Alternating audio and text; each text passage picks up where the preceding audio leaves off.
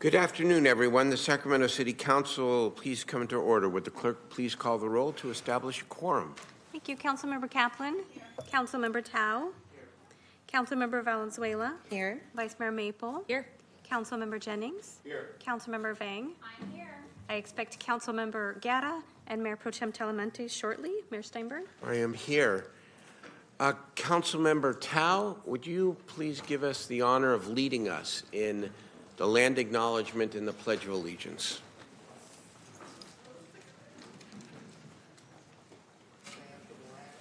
Your mic. Please rise for the opening acknowledgement and honor of Sacramento's indigenous people and tribal lands. To the original people of this land, the Nisenan people, the Southern Maidu, Valley, and Plains Miwok, Putwin, Wintun peoples, and the people of the Wilton Rancheria, Sacramento's only federally recognized tribes, may we acknowledge and honor the Native people who came before us and still walk beside us today on these ancestral lands by choosing to gather together today in the active practice of acknowledgement and appreciation for Sacramento's indigenous people's history, contributions, and lives. Thank you. Please remain standing for the Pledge of Allegiance. I pledge allegiance to the flag of the United States of America and to the republic for which it stands, one nation under God, indivisible, with liberty and justice for all. Well, a very good afternoon, early evening to the members of the public, the city staff, and my colleagues. I set off mic earlier. Apologies to all the members of the public that are in the audience for our starting 35 minutes late. We had an afternoon meeting that went on a little longer than we expected, and a lengthy closed session, and sometimes it happens, but I also recognize the inconvenience to all of you and say thank you for your patience and welcome. Let us begin tonight with two special presentations.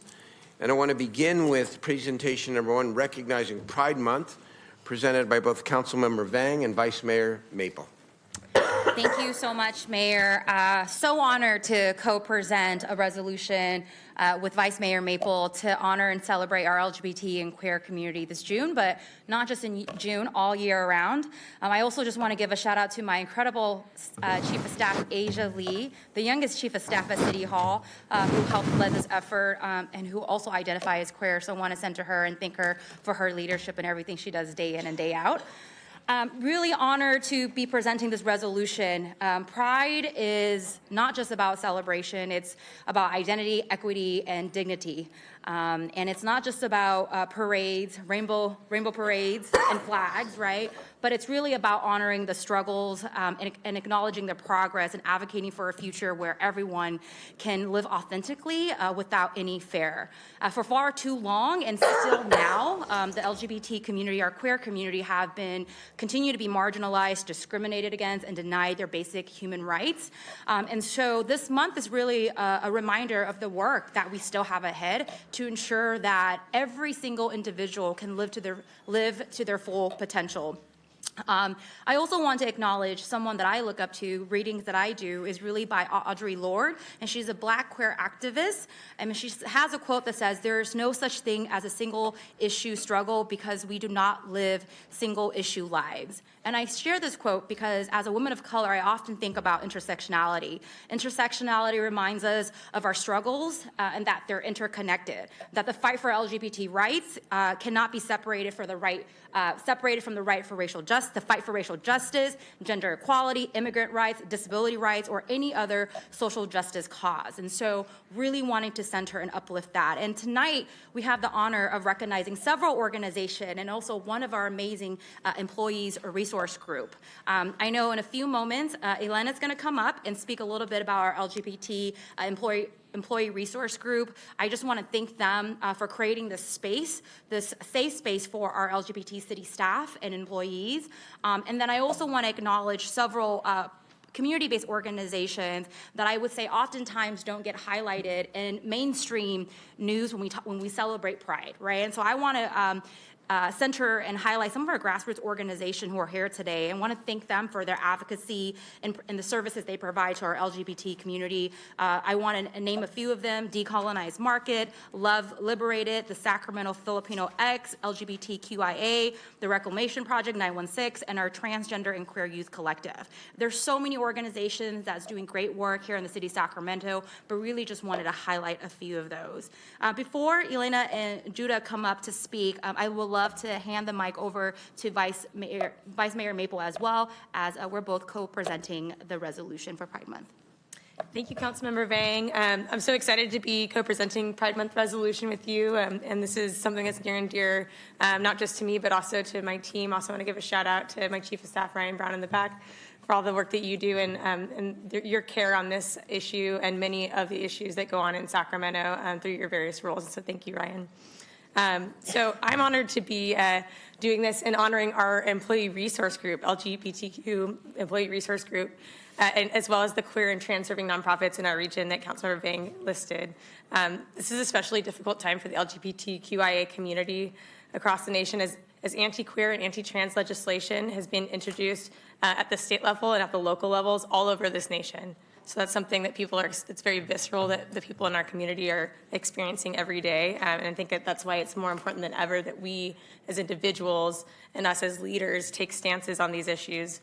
We've taken significant strides in Sacramento to ensure that the rights and well-being of transgender individuals, affirming the city's role as a leader in this advocacy. So one of the things that we did most recently was this city council voted to declare Sacramento a transgender sanctuary city. And I think this is a real testament to the work that we do here in Sacramento and who we value. And that's not just from us, that's from the community. We had many community members here that shared in that experience with us. And I think it's important that we signal to people that you are welcome, you're cared for, and that we will stand for you, we will fight for you. And so I encourage the broader community to continue to support these efforts that we have going on. Your solidarity and active participation are crucial to making all of this happen. And that makes sure that people, no matter where you are, where you come from, that you know that this is a safe and inclusive community for you. And so I would be remiss, I know our group is, our ERG group will come up and mention this, but I did want to say I hope you can join us tomorrow as well. The LGBTQ ERG will be doing the pride flag raising ceremony here in the Breezeway at City Hall, and that's going to be at 12 p.m. tomorrow, so I hope that you can come join us. And I'm so excited to welcome up our two guests at the dais tonight. So Elena Wagonette from the City LGBT ERG and Judah Joslin from the Transgender and Queer Youth Collective. And I'll let you lead us off. Thank you so much. I got my other ERG members over here too. Good evening, Mayor and City Council members. My name is Elena Wagonette. My pronouns are she, her.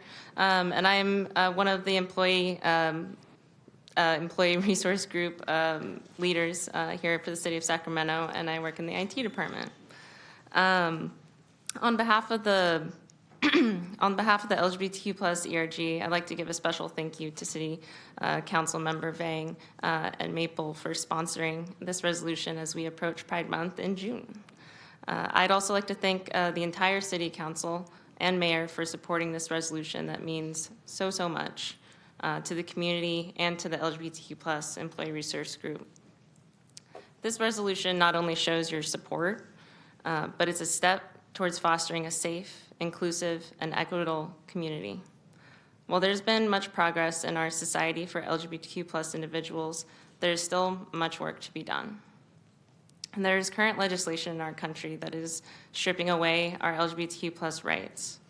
And having the support of our council and our mayor empowers the LGBTQ plus community to live openly and authentically here in the city of Sacramento. And as City Council member Maple was saying, in celebration of Pride Month for this coming June, we're gonna invite everyone to come to the Progress Pride flag raising tomorrow at lunch. There's gonna be 4 food trucks, and we're gonna have community and city speakers. And we're also gonna have the Sacramento Gay Men's Chorus there, so it's gonna be pretty cool. And along with that, we're also going to have these cool T-shirts for purchase. So you can also come and rep that. And with that, I'd like to thank the council and the mayor once again for your support and dedication for the LGBTQ plus employees at the city and in our Sacramento community. Together, let's continue to build a city where everyone feels safe, supported, and can thrive regardless of who they are or whom they love. Happy Pride.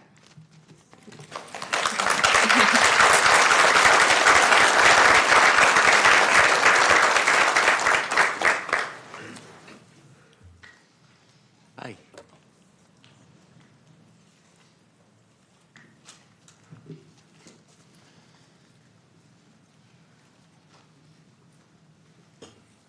Got a lot of folks. I'm gonna wait for all of them. Good evening, members of the council and Mayor Steinberg. I'd ask for your full and undivided attention as I speak to you this evening. Today marks a momentous occasion as we recognize June as Pride Month, a time to honor the diverse and resilient spirit of the 2S LGBTQIA+ community. I applaud you for the effort made to provide recognition to the trans and queer folks of color. But I stand before you and I urge that this recognition be more than symbolic. Let it be a formal commitment to actionable change, protecting and elevating trans and queer people across all intersections. Our identities are vast and deeply intersectional. We endure violence and oppression on multiple fronts and remain steadfast in solidarity with our siblings who face similar injustices. The organizations you see here before you today exist in spite of systemic neglect.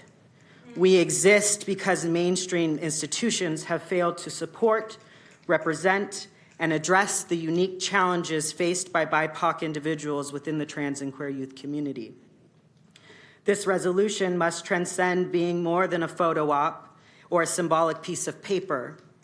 Hear us as we stand before you at your doors calling for real, impactful change. Our unhoused siblings have marched here to be heard. Listen to them. Our trans sisters who have turned their trauma into healing circles and community empowerment for safety come before you. Hear them. I come before you as someone who's working with youth and young adults in crisis. Hear me. We need action, not empty proclamations.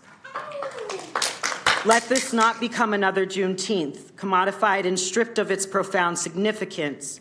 Hear us and take decisive steps to support us, because regardless of your actions, we, the organizations that stand before you now, will continue to provide for our community. We exist to create spaces of joy, to express our authentic selves, and to foster community through our own programming and events. We built our own ways to protect and serve ourselves when the system failed us. We create life-sustaining programs that help our community thrive, yet we are few compared to those in power. Our fight is your fight. Our liberation is bounded together. Hear us, support us, and be with us in making actionable change. Because no matter what, we will continue to protect, provide for, and uplift our community. But with your commitment, we can achieve so much more. Free Palestine, Sudan, Congo, and all marginalized people.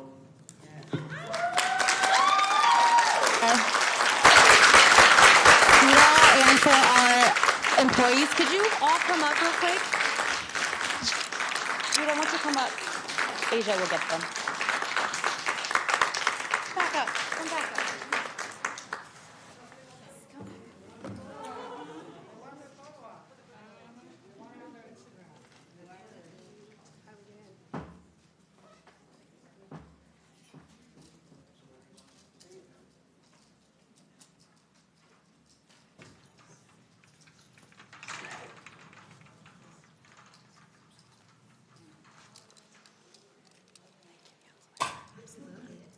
Thank you.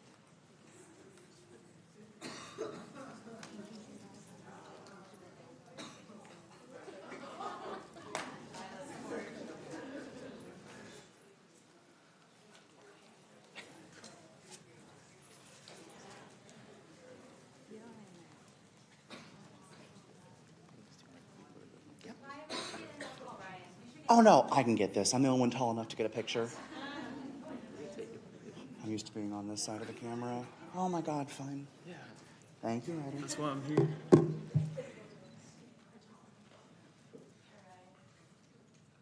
Okay, 1, 2, 3, 1, 2, 3.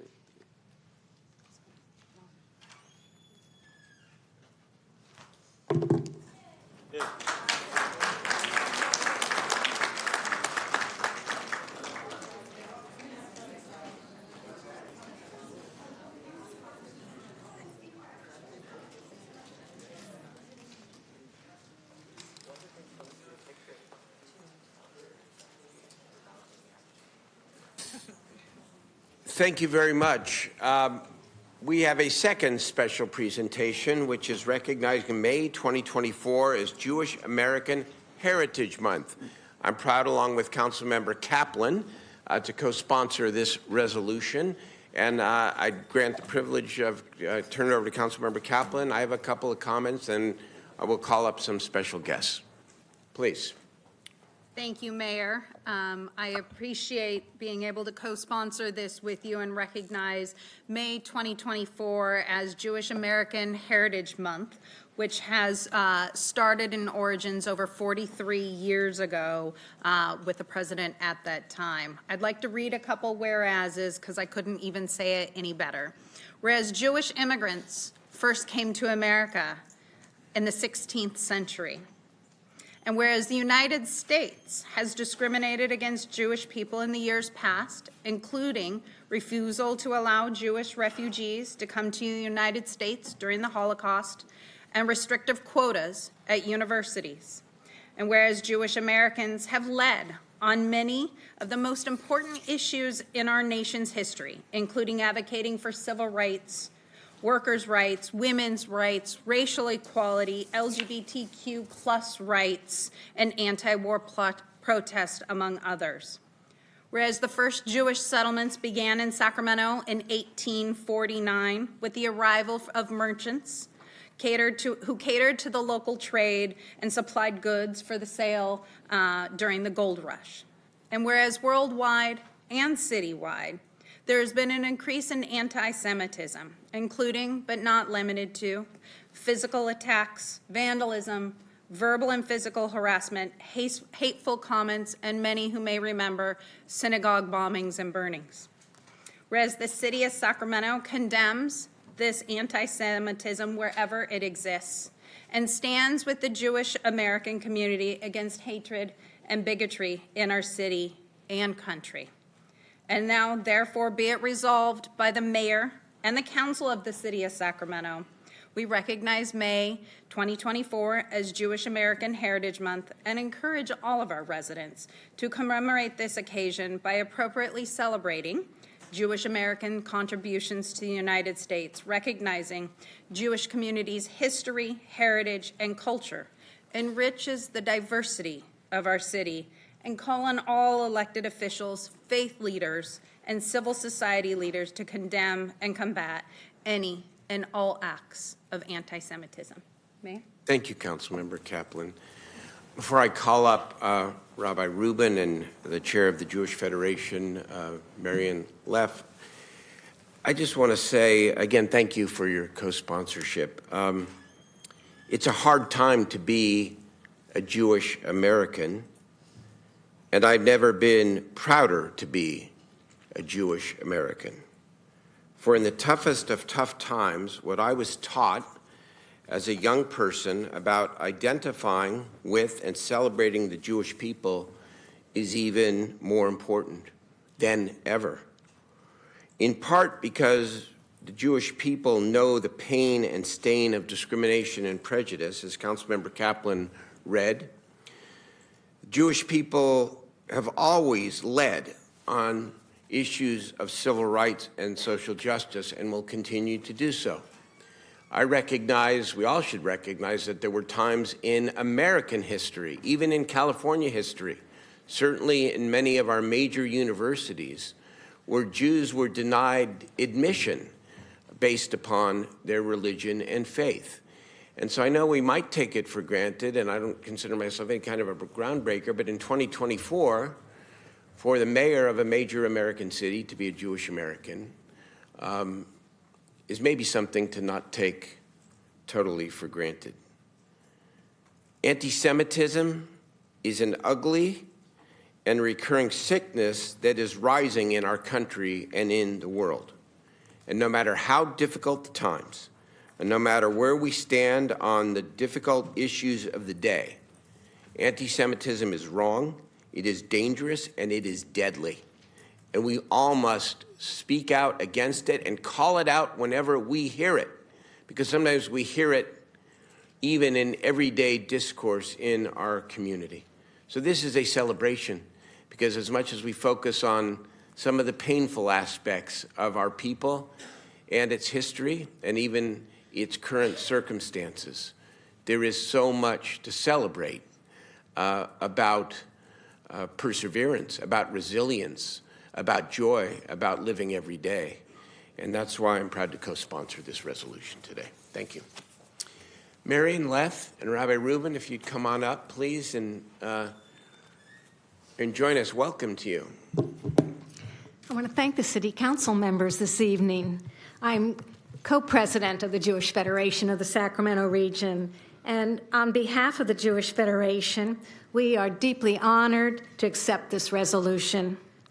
The American Jewish community, though diverse and varied, shares a rich history that spans from our ancient origins in Israel to our establishment and growth here in the United States. As a small minority, both domestically and globally, we have learned that our greatest strength lies in our resilience. Today, we are proud and grateful that Sacramento has chosen to recognize Jewish American Heritage Month with this resolution. In a world often divided by differences, our vibrant Jewish community is a powerful example of how connection can transcend geography and traditional affiliations. And I thank you very much. Good evening, and it is a privilege to address the council, mayor, this afternoon on behalf of this resolution, and to thank you for putting forth this resolution, Councilmember Kaplan and Mayor Steinberg. As you talk about, Jews wind up in all sorts of places and have over the course of history, largely because anti-Semitism and persecution has forced them out of wherever they were before. That's not a secret as to how the Jewish community winds up in America, and largely how the Jewish community travels through America, ultimately winding up in places like California, gravitating toward places where they could find the best opportunities. And we are definitely grateful for the opportunities that the Jewish community found in California. I, as one of the newest residents of Sacramento, am grateful for opportunities that I see here in this area, and grateful for the system such as it exists in California and in Sacramento County, where it is obvious that we have a voice as a Jewish community. And that is something we're greatly appreciative of. And as you mentioned, Mayor, it's not the easiest time to be a Jewish American right now. And there's definitely things that are going on that we all wish weren't. And I'm happy for this resolution and also for the cooperation of law enforcement as we have needed it, unfortunately, and to know that we are indeed as safe as we can be, even given the time that it is in Sacramento, the city, Sacramento, the county, and grateful for your support and for the support of all of the county.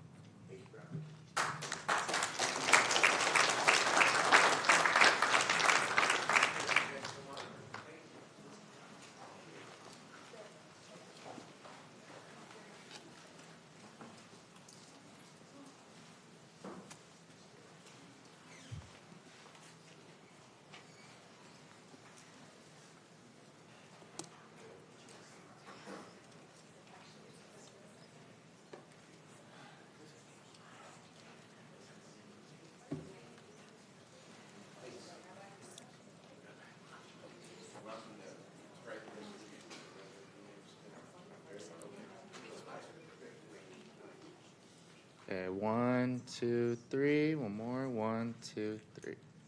Got it. Thank you. Take one. Thank you. 1, 2, 3. Thank you.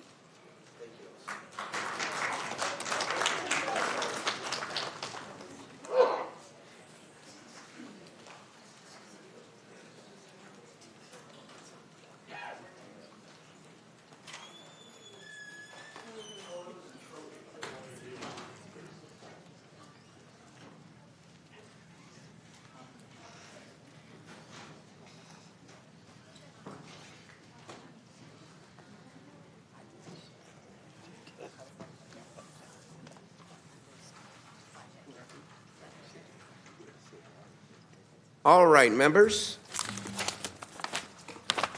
Let us move to the business of the evening and begin with the consent calendar. Are there items that members want voted on or discussed separately?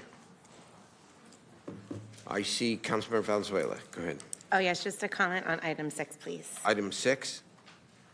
All right. And Vice Mayor? Comments on 3 and 7. Okay, we have public testimony, please. I'm sorry, Councilmember Tao, I didn't see you. 7? Okay.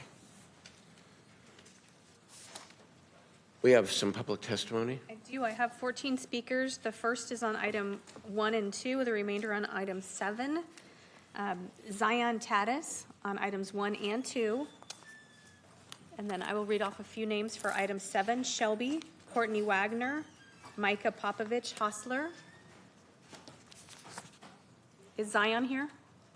Thank you. Following Zion is Shelby, Courtney, then Micah. Please proceed. Hi, how are you, everybody? Thank you for having me. So today, I'm so glad, all the good thing going on for LGBTQ, for Jewish community, everything. But I want to talk about for our Black community, where we at. We need a resolution for our Black community, especially Black women businesses. Right now, we don't have our Black businesses shutting down everywhere because we don't have no support. And also, I feel like, we get hassled.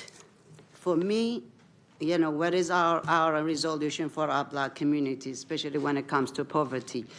As a Black woman here, as a Black woman business owner, we get oppressed by the city. We get oppressed by the state, even though we still have to deal with the homelessness, with no fund, no loan for us to be given, but we still have to pay the consequences and be accountable for every small things goes on around the city. For example, right now, the city is fixing the road on Broadway. I cannot get no customer because it's too much dusty all over the place. It's been going on since January, but nobody is even paying attention to businesses that we have to pay for it without no consequences or even accountability for the people who are fixing the road. And I don't know how we're supposed to be surviving without the city help. So I just want the city, and instead of helping us, you are harassing us. That's what I feel like as a business. I had to go through COVID with no help. In fact, I fought for the Great Play program, but after a month later, you guys took it away from me. Now I have to deal with the city deciding to do the... Thank you for your comments. Your time is complete. Our next speaker is Shelby. Thank you for your comments. Your time is complete. Our next speaker is Shelby, then Courtney, then Micah. And, I have 14 speakers. These are all on item 7. If you'll line up in the aisle. I don't see Shelby. Is Shelby here? No? Okay, Courtney. So Courtney, Micah, Delphine, and then Sunrise. Please proceed. Hello, I'm Courtney Wagner. I've been listening in on these meetings for like 5 years now, and it feels like we are hearing the same ridiculous solutions to the housing crisis. I cannot believe we're here again. Like, have any city council members ever stayed the night in a shelter in Sacramento? I don't have any homeless friends that want to stay there. Like, they're atrocious, it's horrible. That's not where the money needs to go. The money needs to go to places like Camp Resolution, where people can figure it out themselves, and the city can just pay really minimal for water and electricity. Like, I don't understand how we're still here 5 years later. Y'all, this is ridiculous. Like, I just came from a 10-hour shift at work to be here for this because I'm sick of people being moved from block to block in front of where I work. Every freaking day. It's a waste of everyone's money. This $20,000 is a waste of money. It's not going to help anyone. Like, y'all are going to open, what, 300 new beds? We've got like 10,000 homeless people with no beds. Like, we need better solutions, and they are out there. I know we've sent them to y'all. People have read off like statistics and plans and other cities that have taken care of the housing issue, and we still don't adopt those practices. And I'm not sure what the issue is, but we got to figure it out, because like, I work for the state. I was born and raised in Sacramento. I can't afford to live here anymore. And if I can't afford to live here anymore as a white person in my 30s, what is anyone else really gonna, yeah, okay. I'm done, thank you. All right. Thank you for your comments. Micah, Delphine. Hello, Mayor, council members. You may remember me. I'm Delphine Brody. I used to live here in Sacramento. I now live back in Oakland, but I'm here in support of my friends and comrades at Camp Resolution. In September of 2022, I and a group of unhoused Wood Street Commons resident organizers and advocates rode our bicycles up to Sacramento in support of Camp Resolution, which reestablished itself at the Colfax and Arden Way lot where it is today. And in April of last year, a historic agreement between the city of Sacramento and Camp Resolution was struck. So I'm here to speak out in support of maintaining that agreement and not reneging on that agreement.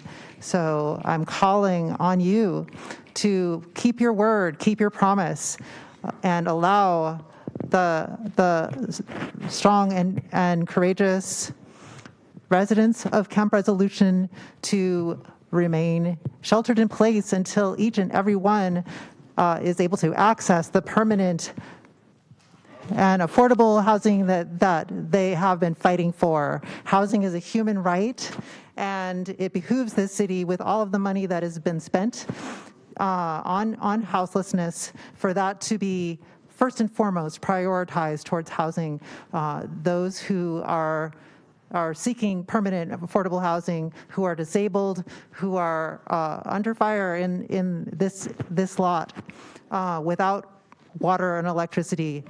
The support is needed. That's where the money should be spent, not on policing, not on punishment, not on sweeps. Thank you for your comments. Our next speaker is Micah, Sunrise, then Iris. Hello, I'm Mika Popovich-Hostler. I'm a high school student here in the Sacramento County. And while my family is not in danger of becoming homeless anytime soon, it hurts my heart to see the opportunities I've been provided just by virtue of being born into the situation I was born into, robbed from other people simply because of the socioeconomic situation they find themselves in.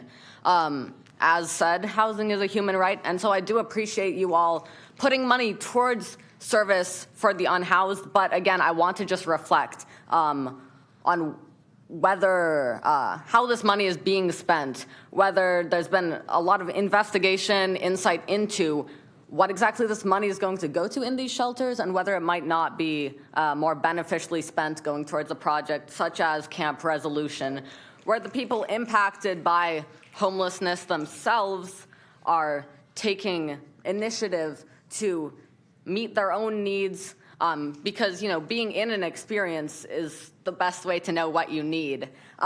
So I just want to, you know, bring more awareness to this fact that yes, these shelters are established, so they seem like the default place to put this money, but there are other possibilities, and the resilient souls of Camp Resolution are demonstrating what one of these possibilities is. So yes, I just want to reflect back that this money might be able to benefit people more if spent in a different way. That's all. Thank you for your comments. I have Sunrise, Iris, and then Wilder. Sorry, was that a? Sunrise, Iris, then Wilder.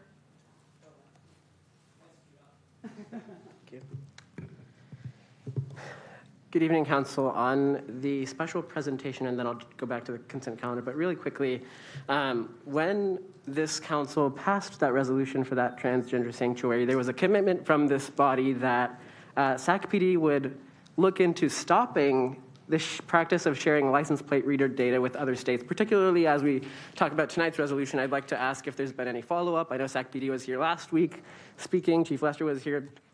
40 cops probably were sitting right there. I'm curious if any of them have any answer, if there's been any follow-up on that.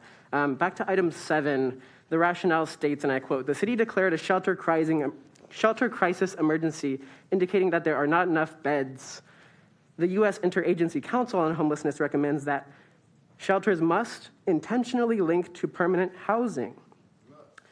Where do we have an example of a wonderful solution that could do that? Oh, that's right, Camp Resolution is the solution. Camp Resolution has that in an agreement with this city that the city is trying to cancel illegally and invite lawsuits on. A city document titled Colfax Street, Camp Resolution Frequently Asked Questions states, "There is little cost to the city. The city already owns the trailers that were sitting in storage for 2 years prior to agreeing to allow for them to be utilized for this pilot."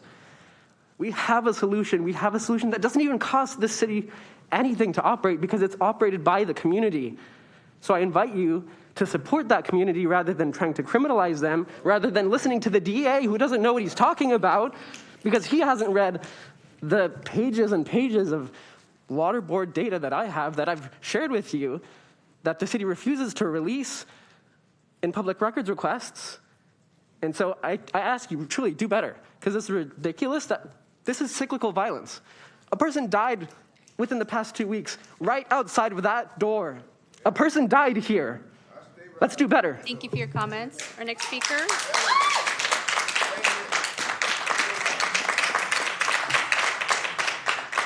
Good evening, City Council and Vice Mayor. My name is Zai. I use they, them pronouns. I am a community member who lives in Katy Valenzuela's district and a transgender member of the trans community. But today I'm here on behalf of Camp Resolution because I just totally believe in intersectional solidarity. And when I was the age of 14, I actually became displaced and faced homelessness for many years as a child, as a teenager, and I was one of the lucky ones.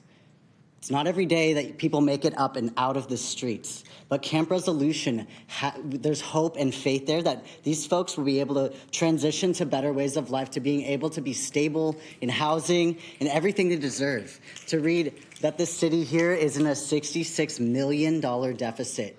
Imagine in your lovely homes that you all go home to every night, where you have all the safety and protection of everything you ever need, and you're investing your budget, let's say your salary, like 80% of your salary is going toward your fire alarm system and your security system. What the fuck is that? That's what the city's doing for us here in this house of Sacramento, the city of Sacramento. That is a totally disparaging way to proportion the budget, and it needs to be revised. No policing at all. Camp Resolution needs investment and real commitment from each and every single one of you in order to get these folks the care that they so well need, that you have all promised them. Deliver on your promises. Thank you very much for your time. Have a good evening. Your comments. Next speaker. Speaker, please. Next speaker, please. Good evening, Council. My name is Iris. I'm speaking in support of Camp Resolution. I want to call on the city to uphold their agreements to Camp Resolution, a community I and many Sacramentans admire and support.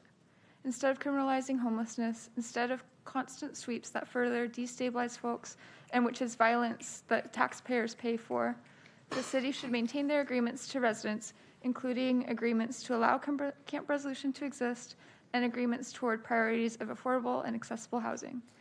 Camp Resolution is low cost, the trailers are already there, the city is responsible toward Camp Resolution and residents' human rights. Please. Next speaker, please. Yes, hello. My name is Isidore Mika Zekli Manes Dragon. Hello again, Steinberg. Good of you to actually show. Camp Resolution costs $3,900 a year to run. Equivalent services by the city cost over $3 million. You like money, don't you, Steinberg? That's why it's your prerogative to let people die on the street, die in front of City Hall. Where's your phylactery, you absolute ghoul? Water and electricity. That's all they want. You think you can manage that, Steinberg? Watch your necks, everybody, because the real vampires are up here. Next speaker is M. Shriver. Leslie Light. Next speaker is M. Shriver. Then Les Light, Susan Alcop, and Hillary. M. Shriver. I don't see movement. Les Light. I would request that we take time to maybe get some of the people who were not available here, who did not apparently expect the comment on item 7 to come up so fast, and also in the absence of the mayor, and in the apparent fact that much of what is being deliberated in item 7 was deliberated in closed meeting. I would request that, and meantime, I can use my time, but I would request that some provision be made for people who expected to have a chance to speak on this and have been outmaneuvered, I think, here. Now, while you think about that, I'm here on behalf of the Sacramento Tents Union as a rank and file organizer, but also in our work with Camp Resolution. I call upon the city to make good its side of the bargain with Camp Resolution, which it has not done. While we're talking about item 7, more resources for more housing, I mean, shelter for the unhoused. From the unhoused people, I know I'm constantly told about how the shelter that's provided for them denigrates and denies their personal autonomy. Much of their personal rights is an unsafe and uncomfortable kind of shelter that's provided for them in comparison to what is Thank you for your comments. Your time is complete. Our next speaker, your time is complete. Resolution. Your time is complete. Please take your seat. I have 4 more speakers on item 7. Susan Alcott, Hillary Dietrich, Mike Hawk, and Mac.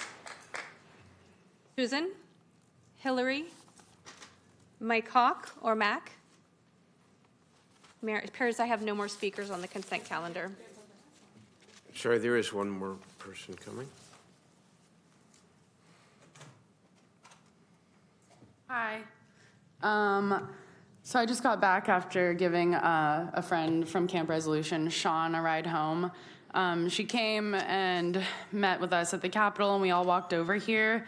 But she wasn't able to make it all the way here because she's disabled. She lives in a wheelchair. She has an oxygen tank. She came here before. Some of you might remember her if you paid attention. But she can't be here tonight, but she wanted me to kind of tell a little bit about her since she can't be here. But she's been unhoused for 10 years, and she's been, before Camp Resolution, had been living on the river, and she was swept over and over again and had her generator stolen multiple times. And now she's at Camp Resolution, and the stability that camp has provided Sean has allowed her to get a disability check. It's allowed her to know where her generator is at all times, to have an oxygen tank. It literally is keeping her alive. And I recently overheard someone living at camp say, "We're so lucky to be here." And while I do believe in counting your blessings, it broke my heart because at camp there's no running water, there's no electricity, and the RVs get up to 130 degrees inside. They have no shade, but they're lucky because they're not being swept constantly. These are human beings. They shouldn't have to beg for crumbs. They deserve way more than what you're threatening to take away by going back on what you said in a contract. They deserve cool air, running water, a place to cook, but ultimately they deserve for you to honor the contract, which is give them all housing. Housing is a human right. Your comments? Had you already turned in a speaker slip? This was Susan. I'm Susan. Okay, thank you. Hello, everybody. My name is Susan Allhawk. I am Camp Resolution. Camp Resolution is I. We have so many people at that camp that need so much, and you guys can do this. Yeah. You have it in your power to do this. Instead of wasting money on unnecessary bullshit, on multi-calorie, on some bullshit. You got real people out here who need this. The fundings that you guys are putting out here, put a little bit more.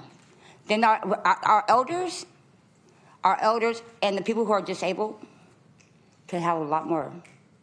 I'll sit back and take my position back for me having my housing as long as I know that there is somebody that does it, that needs it. Like Bud was just saying, we have 3 residents there at my camp that are disabled. One's on oxygen. One's pretty much in a power chair. She can't walk. She walks, she falls. We also have an old man there. His name is Possible. We call him Bill. He don't ask for nothing from nobody. Nobody. He does it on his own. But you guys got that ability to take that funding that you guys know that you have and make sure that they're comfortable. Make sure that all of us are comfortable. So do something, please. I'm asking you from the bottom of my heart. Please do something. If ain't nobody else said anything about that, please. And I know that goes a long way. Go ahead.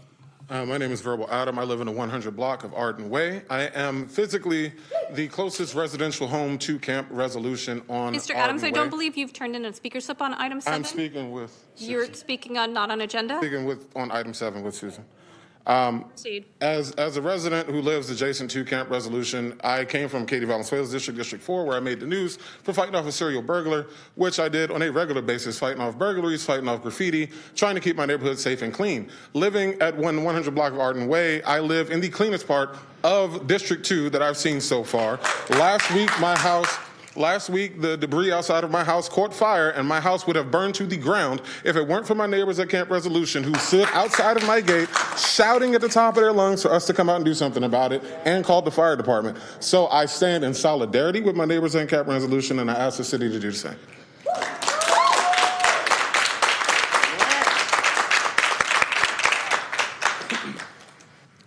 Hi, my name is Mac, and my pronouns are they, them. I've been a community organizer in Sacramento for over a decade, and I've lived here in Sacramento almost my whole life.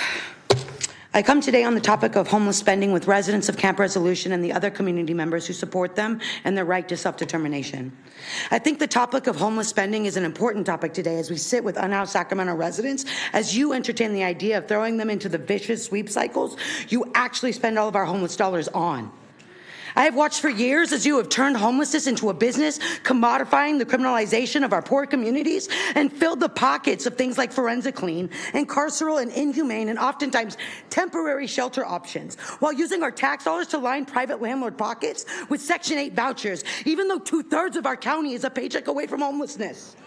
I've watched the destruction of our affordable housing trust, and I've seen people sitting in front of me, watered down a tenant protection act that would have saved lives. And I've watched as you took your apartment association money and as you have defunded the renters helpline that was put in place because of it. Simply, I watched you wreak havoc in my community and mismanage our tax dollars. And the worst part is that we've been selling it to you for years. Do you want to know how to spend homeless money? You know, we've been telling you on housing, nothing else but publicly owned housing. It's the only thing that will begin to address it. And you've wasted our money on putting our unhoused community in jail and their belongings in the trash. Without housing and things like safe grounds, you won't stop wasting our money on costly cops, jails, and shitty shelters and sweeps because the number of unhoused people isn't going any lower. Your private market and low-wage jobs is what is creating it. In this county, for every one person you have leaving homelessness, you have 3 people entering it. So how much more sense and more evidence-based strategies do we have to bring to you before you finally listen and do better? Do better. Spend the money on housing and open more safe grounds like Camp Resolution. Thank you for your comments. Your time is complete. Our final speaker is Dan Adderholt. Thank you for your comments. Your time is complete.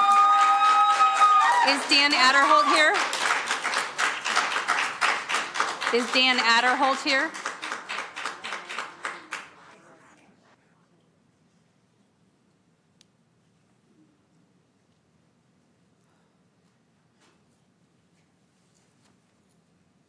First of all, I agree 100% with Mackenzie. I'm going to tell you this right now. You stand up here and talk about Jewish American community, right? I am a Christian Jewish man myself. I'm proud to say I'm Jewish. But you know what makes me sick? It's how you guys can stand up here and talk about anti-Semitism when you guys are doing that to the homeless every day. You guys are attacking the homeless just like Hitler did the Jews. You can't be around schools. You can't be in parks. You can't be this. You guys even took away the American River Parkway, which is a public ground for anyone, and made it into a private property for the people that don't even own the property. They're putting up gates and taking away the homeless off the parkway. Who happened to clean and save the American River Parkway for the last 10 years without being paid or promised anything? You're criminalizing being homeless just like Hitler did the Jews. You know what makes me sick about this whole damn thing is? I tell you, for the last 10 years, we argued with you, Mayor Steinberg, for the last 10 years over the same crap. Excuse my language. But we've asked you over and over again, stop the shelters, build homes, build places like Camp Resolution, have more Camp Resolutions, stop these stupid shelters where people are getting raped, stabbed, everything's stolen from, and please, for the love of God, criminalizing homelessness.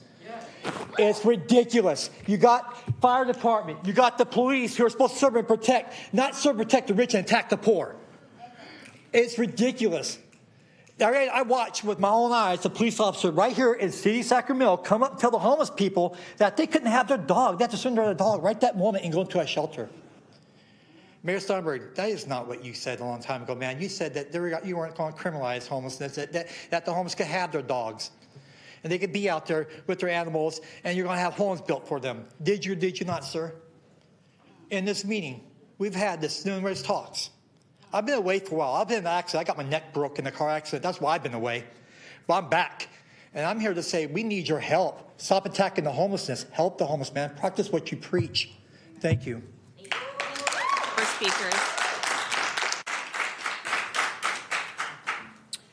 All right. Let's hear from the members of the council on some of these items. I know Councilmember Maple wanted to speak on item 3. Yes, thank you, Mayor. Just really wanted to appreciate staff for the road maintenance and rehabilitation account and all the work that's gone into that. There's a lot of really great projects in here. Many of them are in District 5, so just wanted to give a shout out that some of these funds are going to the Florin Road Vision Zero project, the Broadway Vision Zero project, Franklin Boulevard rehab, so through Parkway and putting in bike lanes, our Teach Street safety improvements at 34th Street, and our 21st Ave rehab and beautification project that's almost complete. So it's really exciting stuff to see this come to fruition, and really grateful for our team. Thank you. Thank you. Councilmember Valenzuela on item 6, Southside Pool.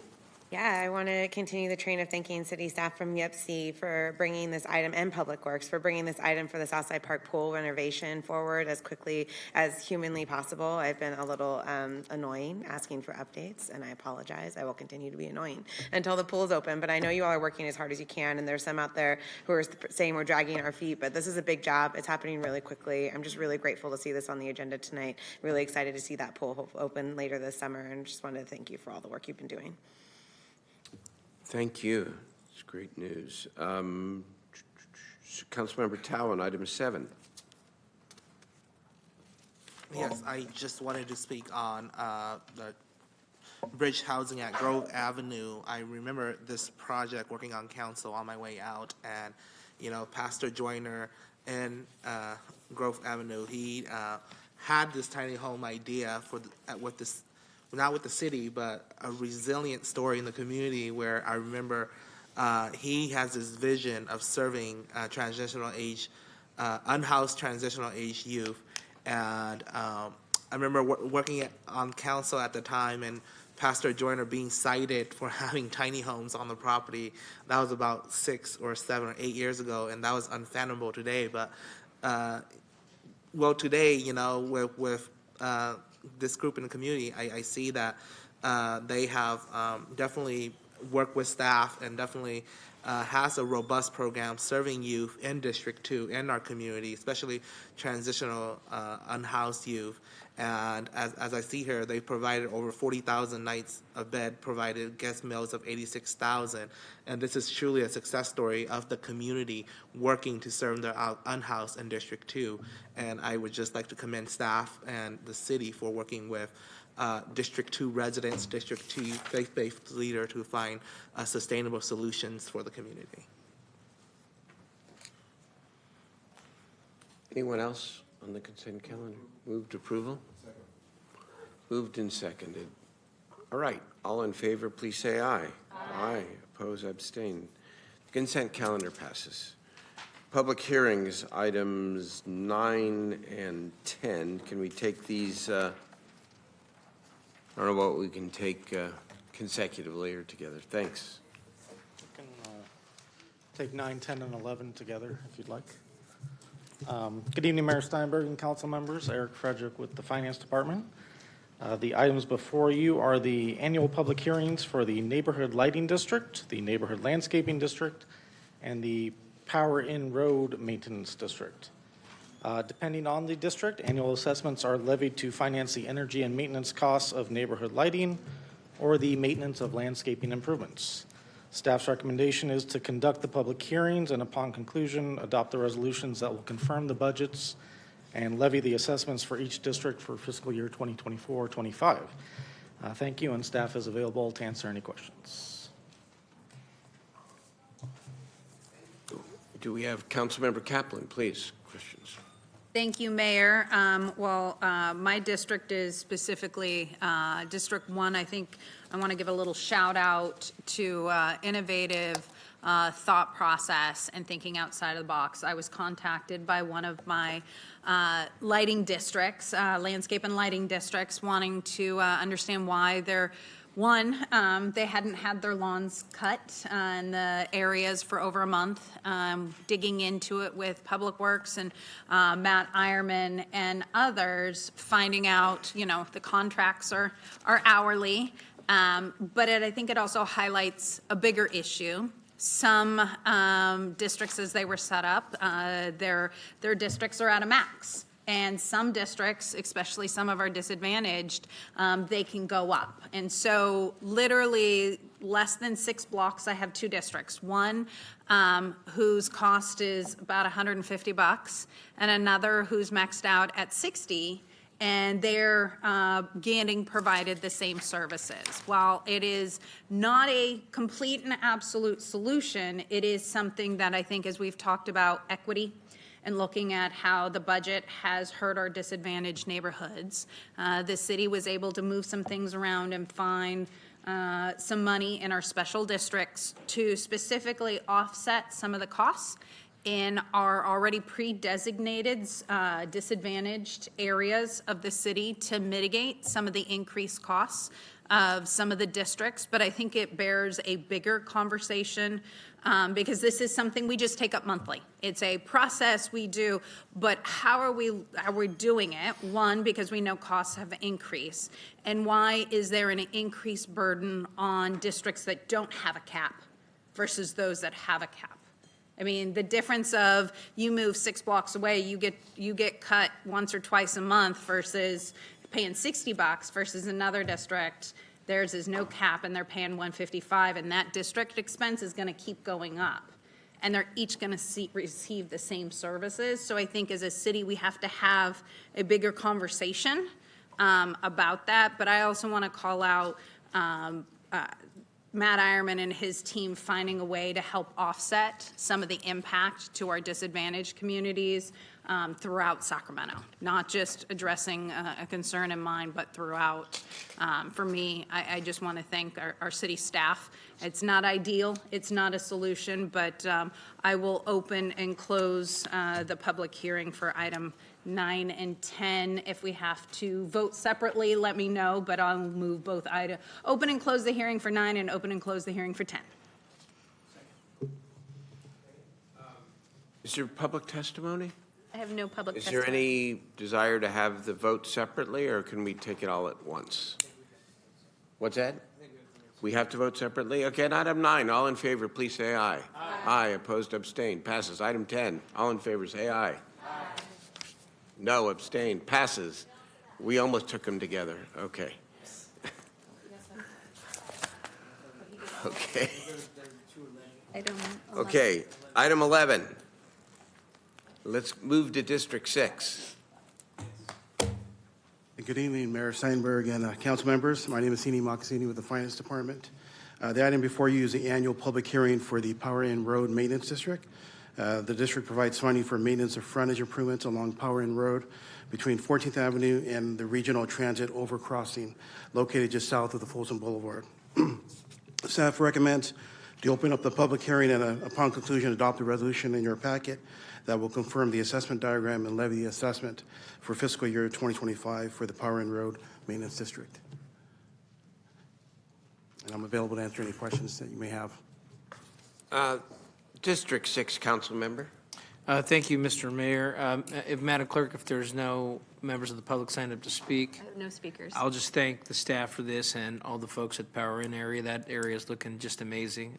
We had a great soccer season, and people get to drive by a road that is safe and clean. And with that, I'll open and close the public hearing and move the item. Moved and seconded. All in favor, please say aye. Aye. Opposed, abstain. That passes. Item 12. Oh, this is being continued to June the 18th. Correct. Do we need a motion on that? To continue it? Yes, please, I'd prefer a motion. I would only say, Councilmember Guerra, before you make the motion, I will not be in attendance on the 18th of June. Okay. That's okay. I just wanted to let you know. It's good to that's know. the date Good to know. Can we ask staff, well, I think we're out of continuances on this one. It's a question for staff before I make the motion. Okay.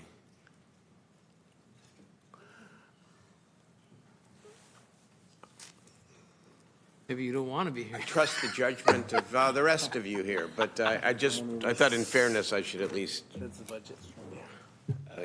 Good evening, Mayor, Council, Greg Sandlin, Planning Director. I believe, yeah, this is the last of the automatic continuances that could be granted because all the continues have been requested by staff.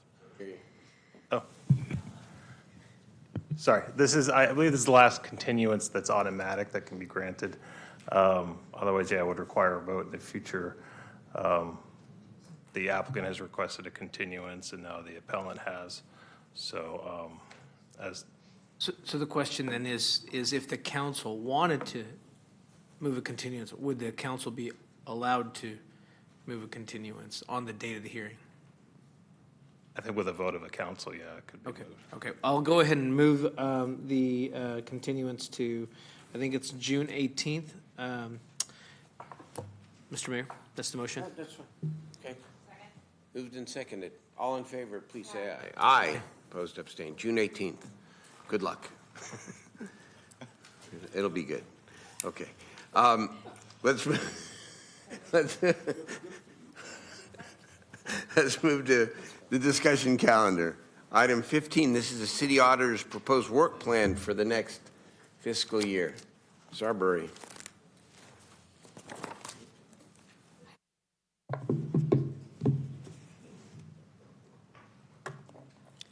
Good evening, Mayor and members of the City Council. I'm Farishta Arari, your interim city auditor. The recommendation that is before you today is to pass a motion approving the city auditor's fiscal year 24-25 work plan. The Office of the City Auditor is an essential element of the City of Sacramento's public accountability structure.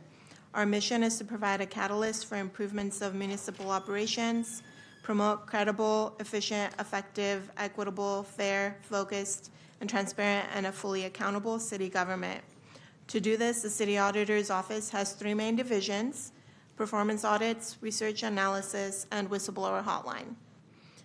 As you know, we have had some changes in our office with the departure of the former city auditor last December.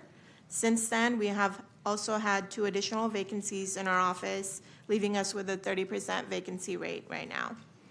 Therefore, we've had to realign resources to address the higher priority projects and have put some of our audits on hold until resources become available. I've initiated recruitments for the 2 senior fiscal policy analyst vacancies in my office, and my aim is to have these positions filled in early fiscal year 25, as they're essential for executing the proposed work plan effectively. In the meantime, we're diligently working to complete our existing audits and bring them to you in a timely manner. This work plan has gone to the Budget and Audit Committee a couple of times and was updated based on the committee's feedback to tailor our work to focus on the council's priorities and address areas of high risk. So in our performance audit division, we currently have 6 audit projects in progress, including an audit of the fire department's emergency medical services. While this audit's not technically on hold, it has been moving along slowly with my additional responsibilities in the role of the interim city auditor. We also have 2 audits of the police department in progress. Phase 2 of the evidence and property division audit was put on hold as the police department requested to prioritize the audit of its military equipment use policies and inventory practices, which is the one that we're currently working on. The complaint investigation and resolution practices audit has also been put on hold due to staffing shortages in both our office and the Office of Public Safety Accountability. And as you're aware, we have a team of auditors that are working hard on the homeless response audit. In addition, we're working on an audit of animal care services, which is being contracted out. And as we complete the other in-progress audits, we'll have the resources freed up to finish these audits that are on hold. In addition, as suggested by the Budget and Audit Committee, we may also consider refining the scope of some of the audits to get them completed sooner. And then on the bottom of the page for our planned audits, we have the second homeless response audit of city contracts. And then we also have the audits of pedestrian safety and the planning division on our work plan. For fiscal year 25, we removed the audit of recycling and solid waste that was on our fiscal year 24 work plan, and we may consider adding it back on in our next work plan. One of the positions we're working on filling is a cannabis compliance auditor. In our previous year work plans, we had a multi-year work plan for the cannabis auditor, but we revised it so that we can just focus on the work for fiscal year 25. And so we removed a couple of the projects, the audit of business permitting and continuous monitoring of the Cannabis Opportunity Reinvestment and Equity, CORE, program that was on our fiscal year 24 work plan. Instead, our focus will be on fulfilling the Measure L mandated audit of cannabis business operations tax and continuous monitoring of programs that we have undergone our initial review.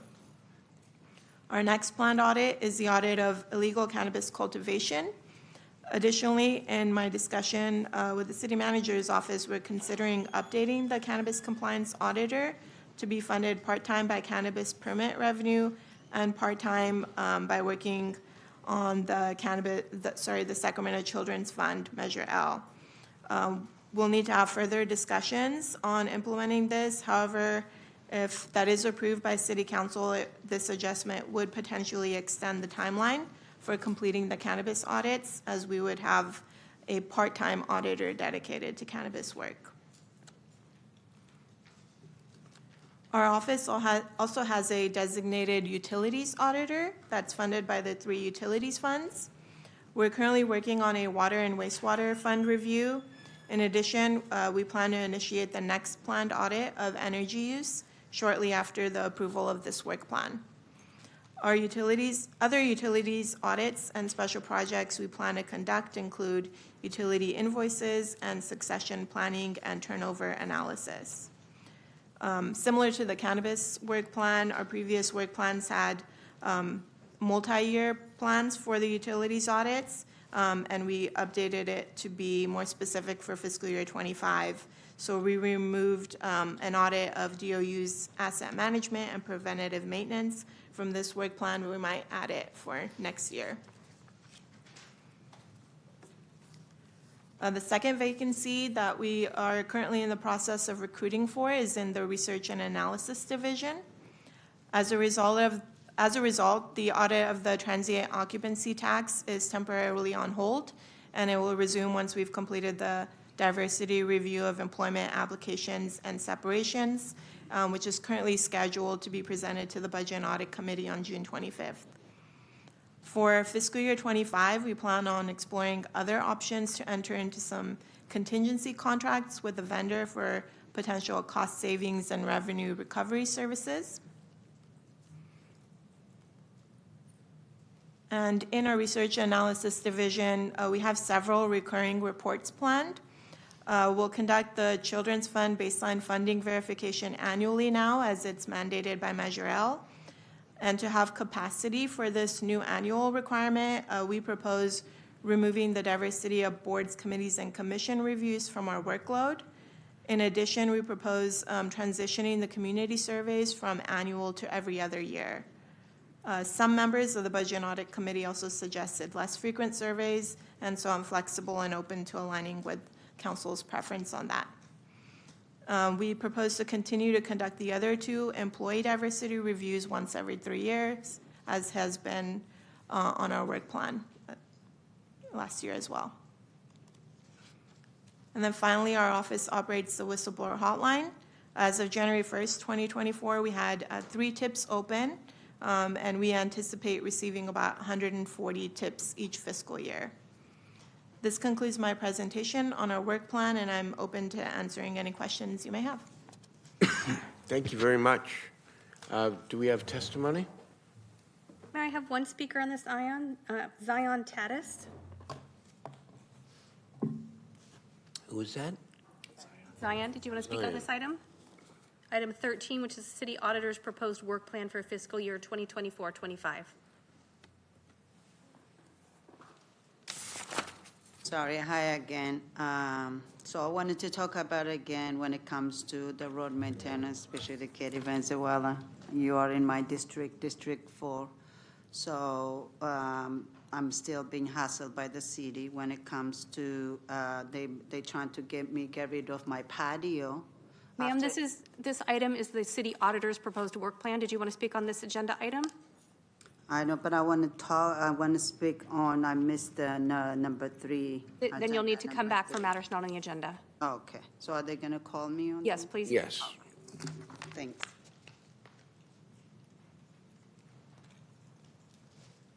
Anybody else? All right, then let's go to the members. Councilman Guerra. Thank you, Mr. Mayor. I want to thank Farishta here for working with the Budget and Audit Committee.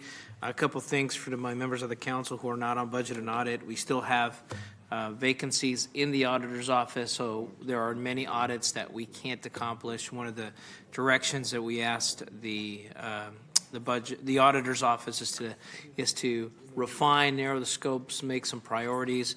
I think it's hard to say no and hard to figure out what to cut because everything is important. But I think what we've come to is a good strategy moving forward. I also, am not too keen on contracting out some of these audits, and some of them we have to do because we've got to get them done, and we're doing that in some of them. But the challenge when we do that is that then we don't have the auditors in-house for when we have background information or want to look at historical issues on process improvement.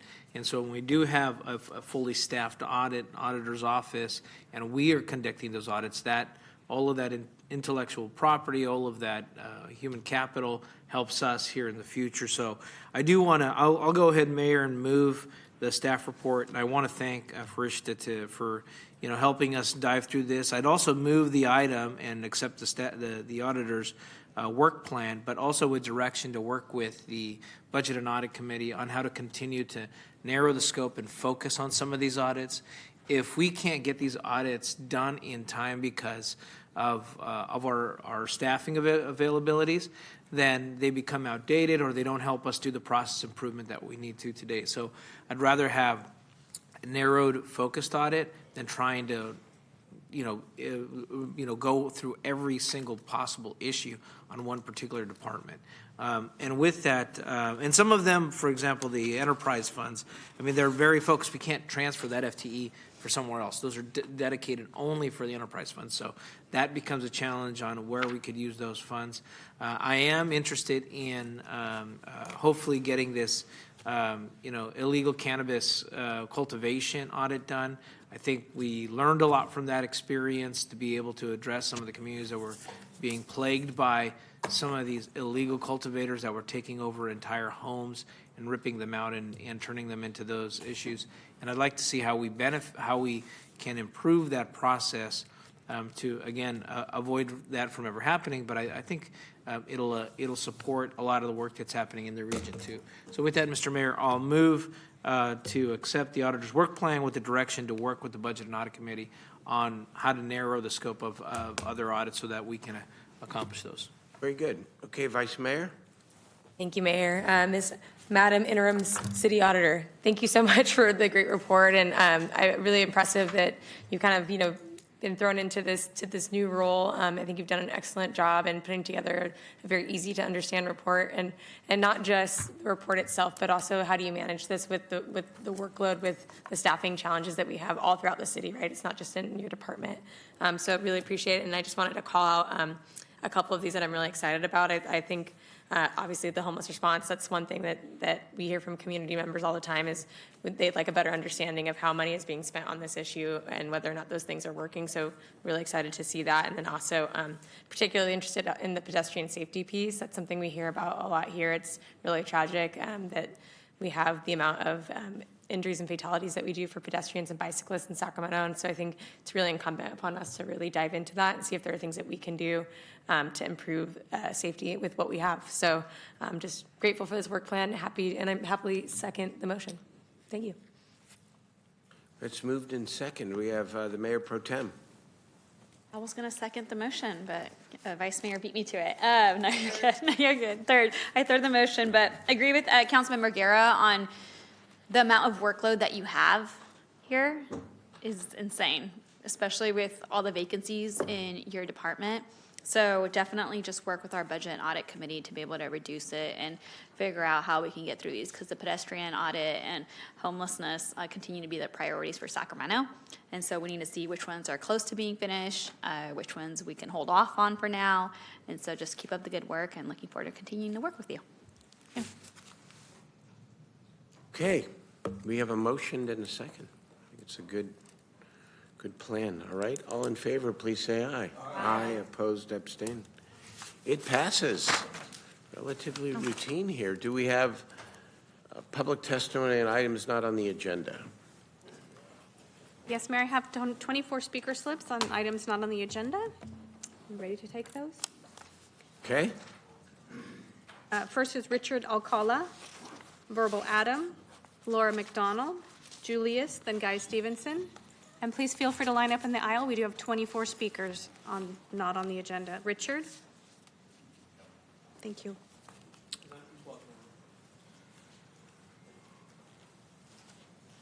Mayor. Hi, Richard. Everybody. Katie, how you doing? So the reason I'm here, I brought you these flags that we just pulled off the cemetery for Memorial Day. Okay, they were all planted there, about 1,000 of them. And we had the Boy Scouts and the Walk With Me, and these, I wanted you to have some personally. And the other reason was Memorial Day, when we had the ceremony at the Memorial Auditorium, and we were basically attacked by a group who didn't agree with what's going on. But we are veterans, and we are Americans, and that's what we need to be proud of. We have no control of what's going on in the world. It's not our fault. We don't agree with the wars. We don't agree with what's going on. But all we were doing as veterans, as Americans, is honoring the veterans who've died to give you the right for free speech. That's all we were doing. And I'm concerned with the future events for the safety of all of you, because if you're standing there and these people come protesting like they did, verbally attacking us, bumping into us, and then they, you know, I'm being called, It's okay. It's okay. you're being called baby killers, motherfucker, to your face like this, and don't touch me because I'll sue you. But they're the ones instigating everything. And it's so hard not to fight back. And the police force was there. They can't do anything. And we're trying to protect you and you, Katie, you know? And it just, God damn it, pisses me off that, you know, what are we going to do on Veterans Day or any other event? Richard, can I just, I know it's, I just want to respond. Yeah. First of all, I just want to, first of all, thank you and your family for all the incredible hard work you put into organizing the Memorial Day event. And I am truly sorry that the event was disrupted and unreasonably. The First Amendment is absolute, but when people use their speech to not let other people even be heard, especially at a solemn moment where we're remembering people who died and whose family members made terrible sacrifices. It just was wrong. And you handled it beautifully.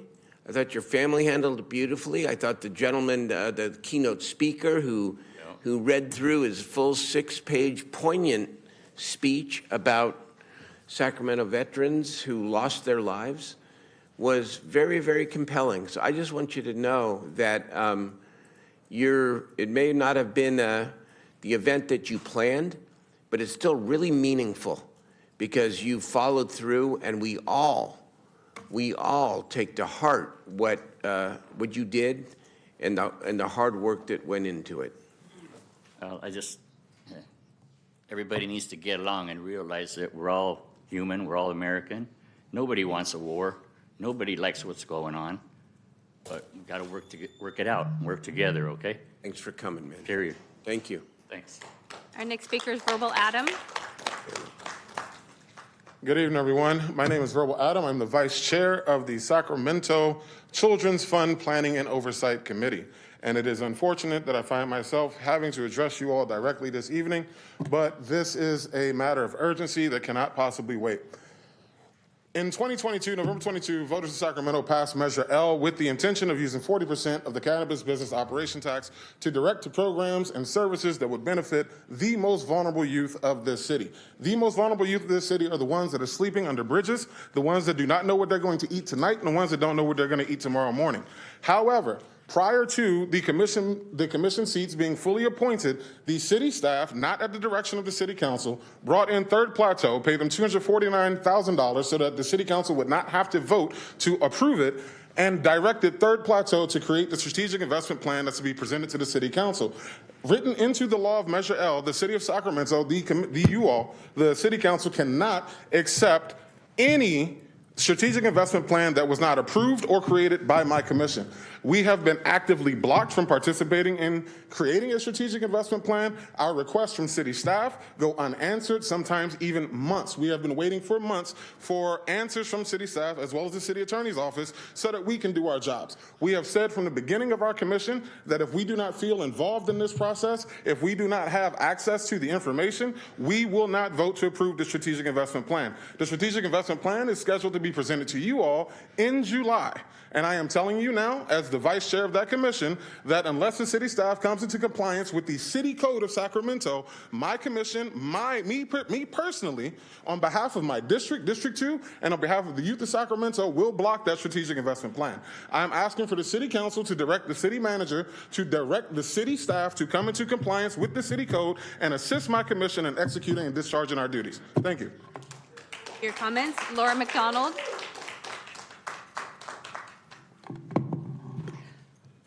Hello, Council. My name is Laura McDonald.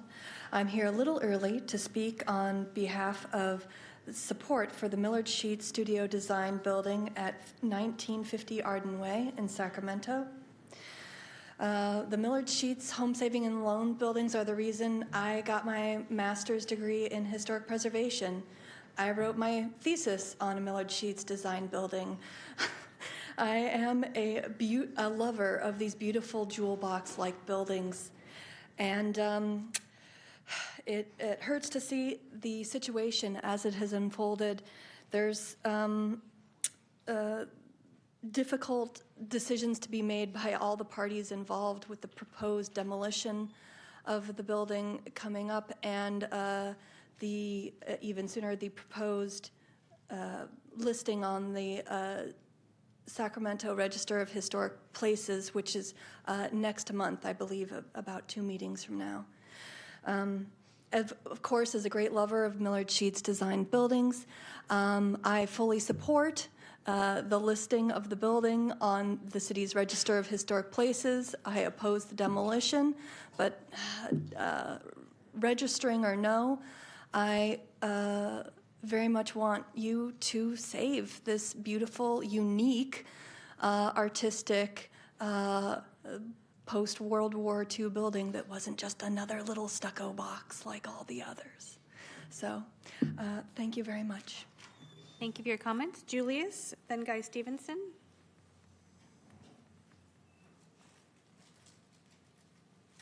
Julius?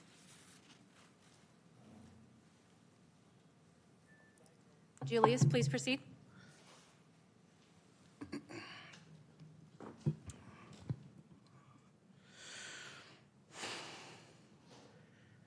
The American people need to understand that the members of the City Council are not moral people. They are degenerates who promote a section of society who want to normalize for children that boys can put their private parts in other boys' bottoms and that girls can sleep with other girls. I know that section of the community would disagree with me, and that's okay.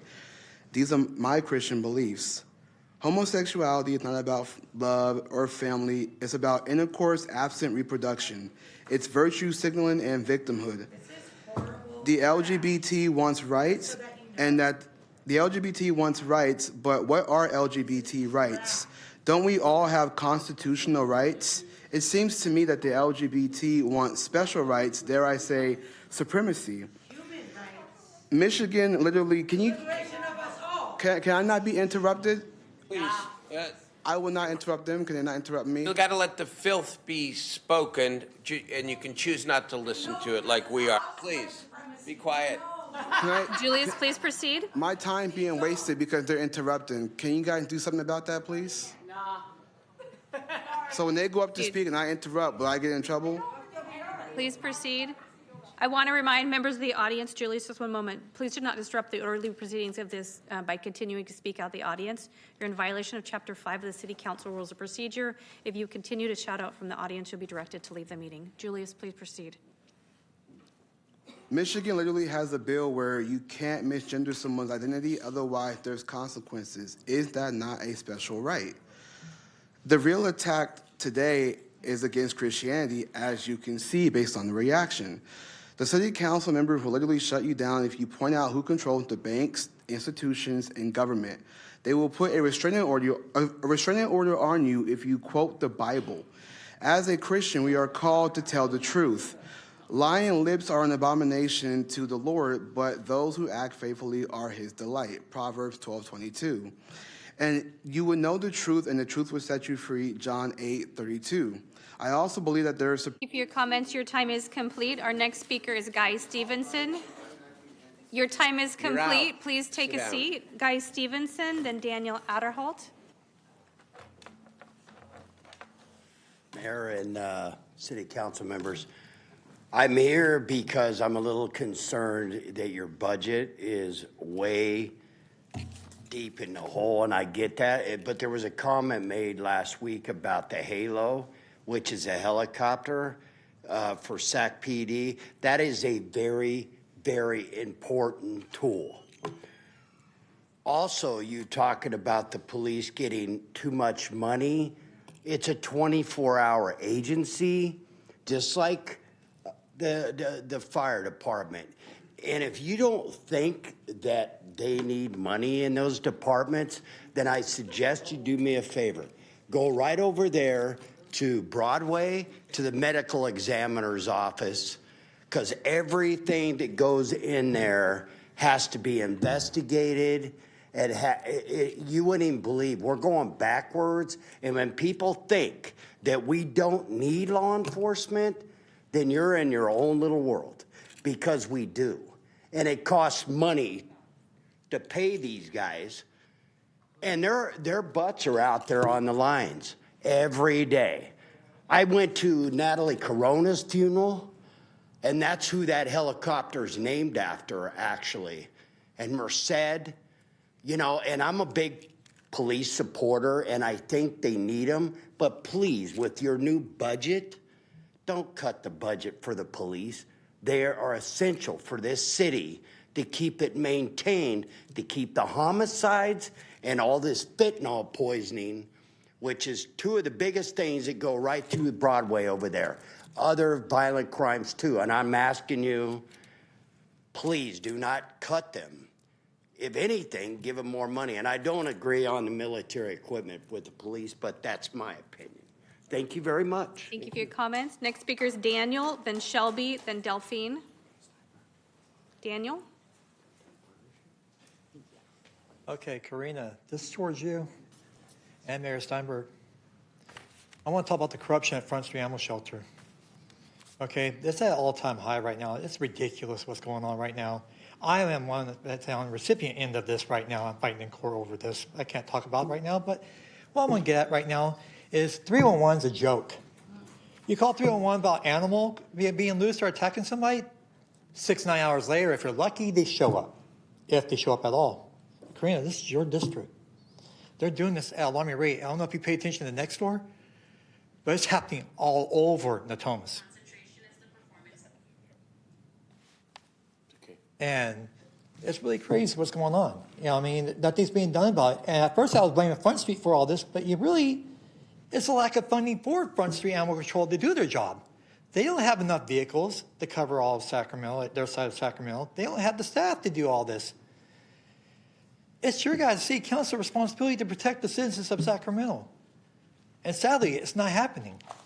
It should be, and it's not.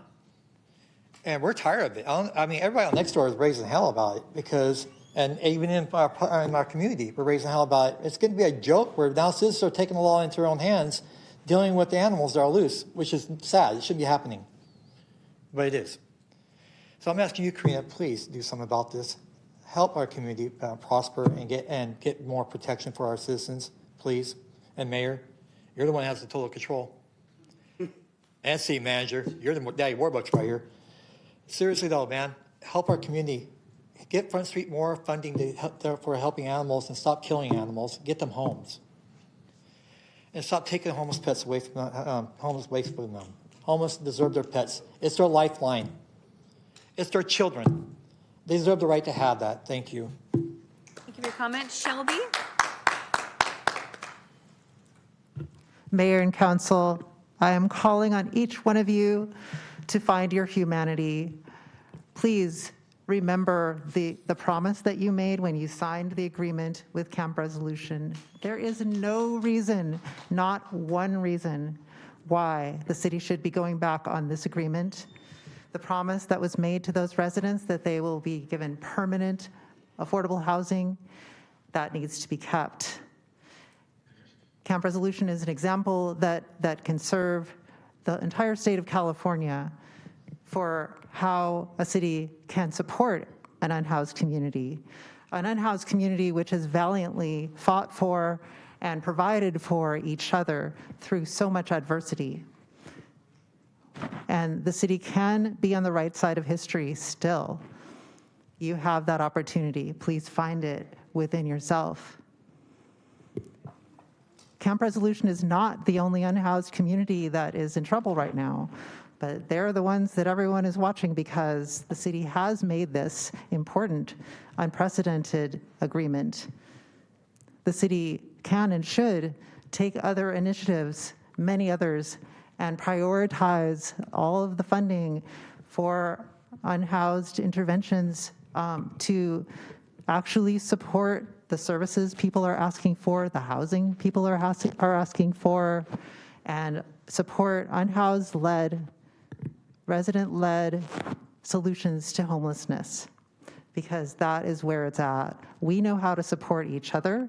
I'm speaking as someone who is formerly houseless myself, and someone who has long volunteered in support of my unhoused neighbors.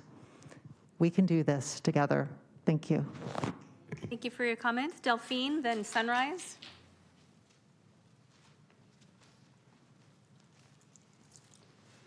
Hello, it's me, the filth, as Daryl Steinberg put it. Who here is queer and in support of Camp Resolution? Who here is queer and has experienced homelessness or nearly experienced homelessness? The people up here only care about intersectionality when they can read about it in a book. Only at their rich parties or meetings or whatever they have. Only the types of intersectional identities that they can see there. But you don't care about queer people when they're dying. The system you run is the problem. You don't care about anybody who you are leeching off of to keep your career positions. You tried to sweep Camp Resolution during your sexual assault awareness acknowledgement. You don't care about women. You don't care about LGBT people. Fuck your respectability politics. You only care about marginalized people who are pretty, high income, and educated. Remember, after Pride Month comes wrath. Oh, I'm sorry. I know you only care about LGBT issues if they can be a photo op. There's your photo op. Our next speaker is Sunrise, then Wilder Zeisler, then M. Shriver.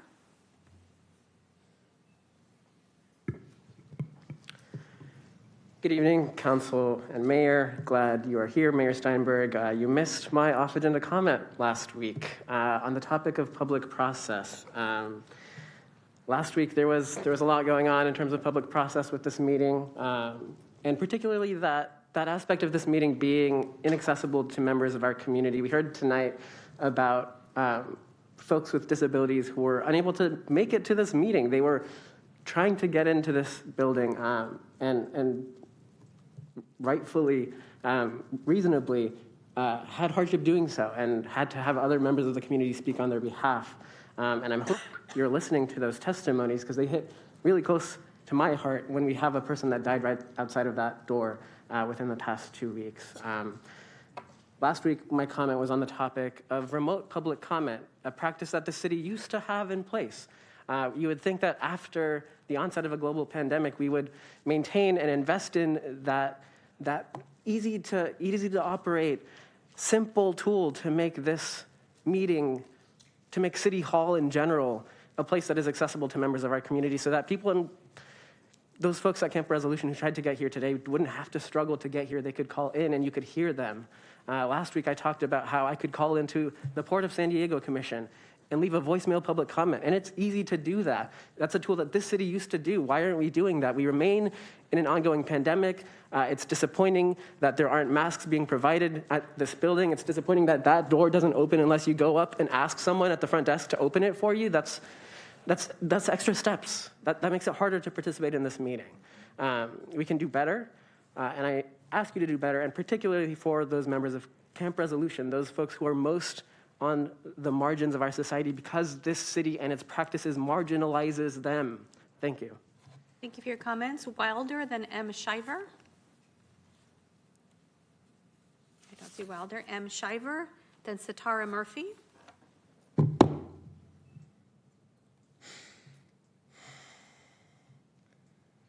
I've come here to speak in defense of Camp Resolution. Camp Res costs you so little money, but does your community so much good that you should be doing it. Community members there are striving every day to create a better future, doing things like creating community gardens, distributing resources, working jobs despite not having access to AC or showers. Can you imagine? Can you even imagine? I can't. Working tirelessly setting up the systems of community and mutual aid that you've been blowing off in favor of using your organized terrorism force to steal their belongings and destroy those systems, hounding them literally to death. I know the idealized image of what the police are supposed to be for, but it's just not the reality. None of your policies make any sense to us. Like literally, I would love to hear you make it make sense. Please make it make sense. What benefit has all of this policing had? Millions and millions of dollars that came from the blood, sweat, and tears of the working class, spent to terrorize the most vulnerable members of that community. You all should be ashamed of yourselves. That's not a policy. It's kicking the can down the road, making things worse for the rest of us. You're insulated because you're in power. Wealth insulates you, so you don't have to deal with the effects of the policies that you create. What has more policing done good? When has it ever done any good? Literally show me some statistics that show that more policing has done good for communities. There's not really any out there. Stop spending our collective resources on more policing. Stop serving wealth at the expense of your people. What's most mind-blowing is that you know what the actual solutions are. On your housing crisis declaration sheet, which at this point is just an annual three-ring circus demonstrating your duplicity, you state that housing first is the only real lasting solution to combat homelessness. Where's our housing first? Where's our rent? Thank you for your comments. Your time is complete. Thank you for your comments. Your time is complete. Our next speaker is Satara Murphy. Satara Murphy. I don't see movement. Leslie Light. Following Leslie is Susan Alcop, Hillary Dietrich, and then Mike Hawk. I would urge you to make some provision for the people from Camp Resolution who had hoped to speak today, but who can't. On behalf of the camp, I once again call on the city to meet its commitments in the agreement, which has failed to meet. And also, God, can we please finally get water and electricity out to the people who are living in that camp? Thank you. Susan here? I don't see Susan. Hillary Dietrich? Okay. Following Susan is Hillary, then Mike Hawk, Isadora, Mack, and Charles Faust. Hello, I'm back again. My name is Susan Allhawk. I am Camp Resolution. Camp Resolution is I. Mayor, you've been out to our camp. You pretty much said, you like how we run our camp. Sir, you haven't even attempted to come to our camp. We would like for you to come out. Come out, see what we do. We might change your decision on how maybe you could help them change their decision on helping us get our housing. We're not bad people. Won't you solve the problem? Y'all say we are an issue? No, we're not. We're not an issue at all. We could be we could be the solution to the issue. We could be the solution to an issue. As simple as pie. You build these apartments. In order for us to get an apartment, you gotta have a referral. That causes a case manager. Nobody comes like that to our camp.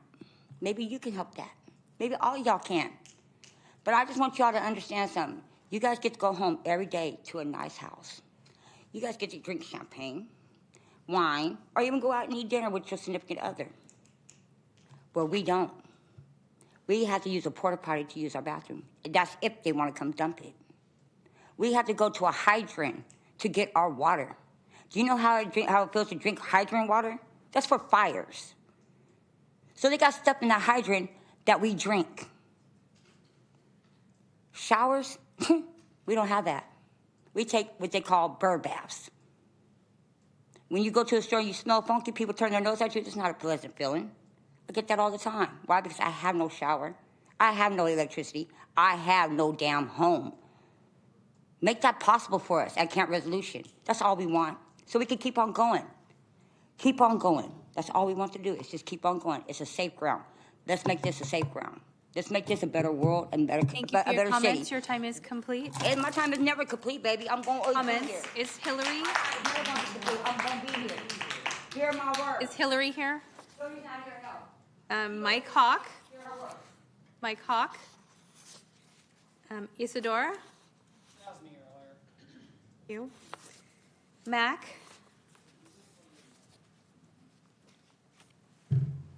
Hi.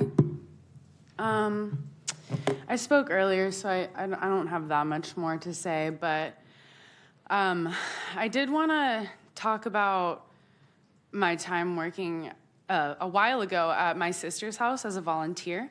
I know you support my sister's house, Mayor Steinberg. I think it's like an issue that we can all get behind, that domestic violence is really bad, and it's even worse on the streets. And Camp Resolution is a safe place, like a safe place for women to not experience sexual harm. I've talked to so many women living in Camp Resolution who've talked about assault that they experienced outside the gate. They say like outside the gate, like outside the walls, this shit happened, but it doesn't happen there. At least, I mean, to my knowledge. But my point that I'm making is that if we care about sexual violence, we should not close Camp Resolution down. It's a safe place for women to be. It's a safe place for everyone there to be. Being swept constantly on the streets is not a way to live for anybody. Nobody deserves that. Yeah, that's all I have to say. Thank you. Thank you for your comments. Mac, and then Charles Faust. So Mac, Charles Faust, Kyle Williams, and Sarah.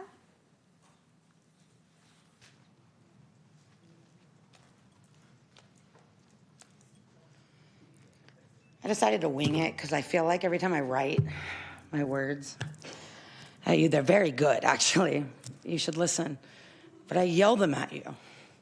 And it's, some of you are new here. I'll say that. I do recognize some of you are new here. It's the space. It's the building. It makes me sick. It does. It does. It like does it to my body. I don't even mean that like maliciously. I mean that so honestly. It like literally kind of makes me nauseous to come in here and beg for life in my community and the investment into life in my community with real proven solutions and answers. I also have done this work in the county, and sometimes they listen. So they actually, I oftentimes get to come to them with things like poetry and my versions of like, I don't know, my gift, my call to love, because I recognize the love in each of us, or for others, the word would be God, the God in you. And I guess, I believe in that. I believe in the God in every single one of us. So maybe one day I can try to come in that kind of way and show you that kind of love. But it's hard to do that when begging for the rights of my community who have a right to self-determination and are living prosperously. And I wish I had more time to even just another minute of time. Most people would tell you such beautiful things. But the fact that they just have the stability, right, while waiting for housing, it's so cheap to you, and just the little If investment. your comments, your time is complete. Our next speaker is Charles Faust. Your time is complete. Your time is complete. Please take your seat. Our next speaker is Charles Faust.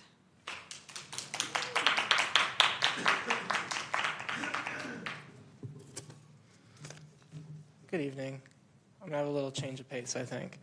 I get invited to a lot of neighborhood association meetings, HOA meetings, PBID meetings, and community meetings to talk about homeless stuff. People ask me homeless questions and want information on homeless members.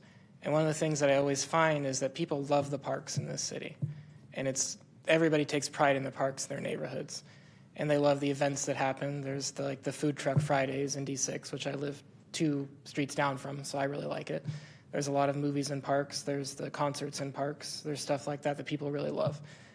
So it's something you guys should take pride in, is that people really enjoy the parks in the city, like across the board. No one really complains about stuff that I hear. Maybe bathrooms are dirty or something, but nothing major. And so when you're looking at budget stuff, it's worth considering that, how much people love the parks in the city and want to go to there, and they organize as a community there. So thank you for the parks, I guess is what I'm wanting to say. And keep that as a priority if you can.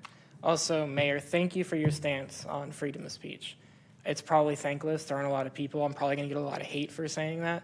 But the things that you say and being absolute on it and letting the vile people speak. I know it's difficult. I know you get a lot of hate for it and people want to come at you for it. But people like me actually appreciate it. As long as I can call it vile. As long as what? As long as I can call it vile. Thank you. Yeah, no, it's vile. But thank you for having that absolute stance. I appreciate it. Thank you for your comments. Kyle Williams? I don't see Kyle. Sarah, then Zion.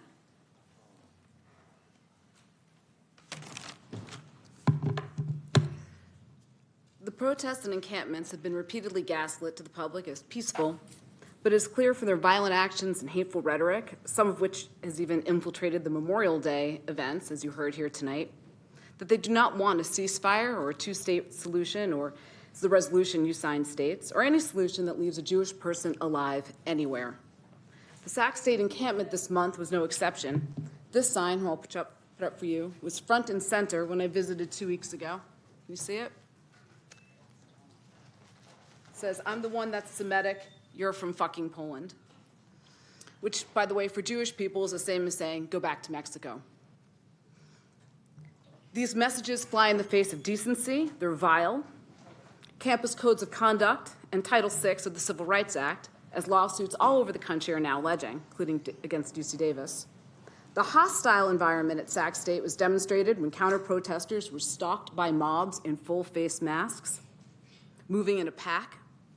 When a news crew attempted to interview me, they turned on their bullhorns in violation of the permit they'd been given. This was even caught on camera and sent to President Wood, although no action was taken. And not a single one of you who voted for the resolution visited the encampment to point to this sign and the mass mobs and say, this is abhorrent. This does not represent our values. Naturally, District 4 visited the encampment and gave it a glowing review. However, her constituents disagreed. I invite you to go to her X account and see the 50 comments, not a single one of them in support of the encampment. This council has also failed to show support for the Jewish community in numerous other ways since March 19th. May is, of course, Jewish Heritage Month, which was not even acknowledged until today, which I find more insulting than celebratory, as well as May 13th, Israeli Memorial Day, and May 14th, Israeli Independence Day. If your comments, your time is complete. Our next speaker is Zion, then Free, then Nancy Azevedo.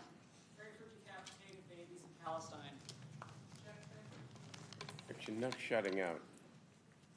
Hi again, sorry. I just wanted to talk about that, the road maintenance and rehabilitation.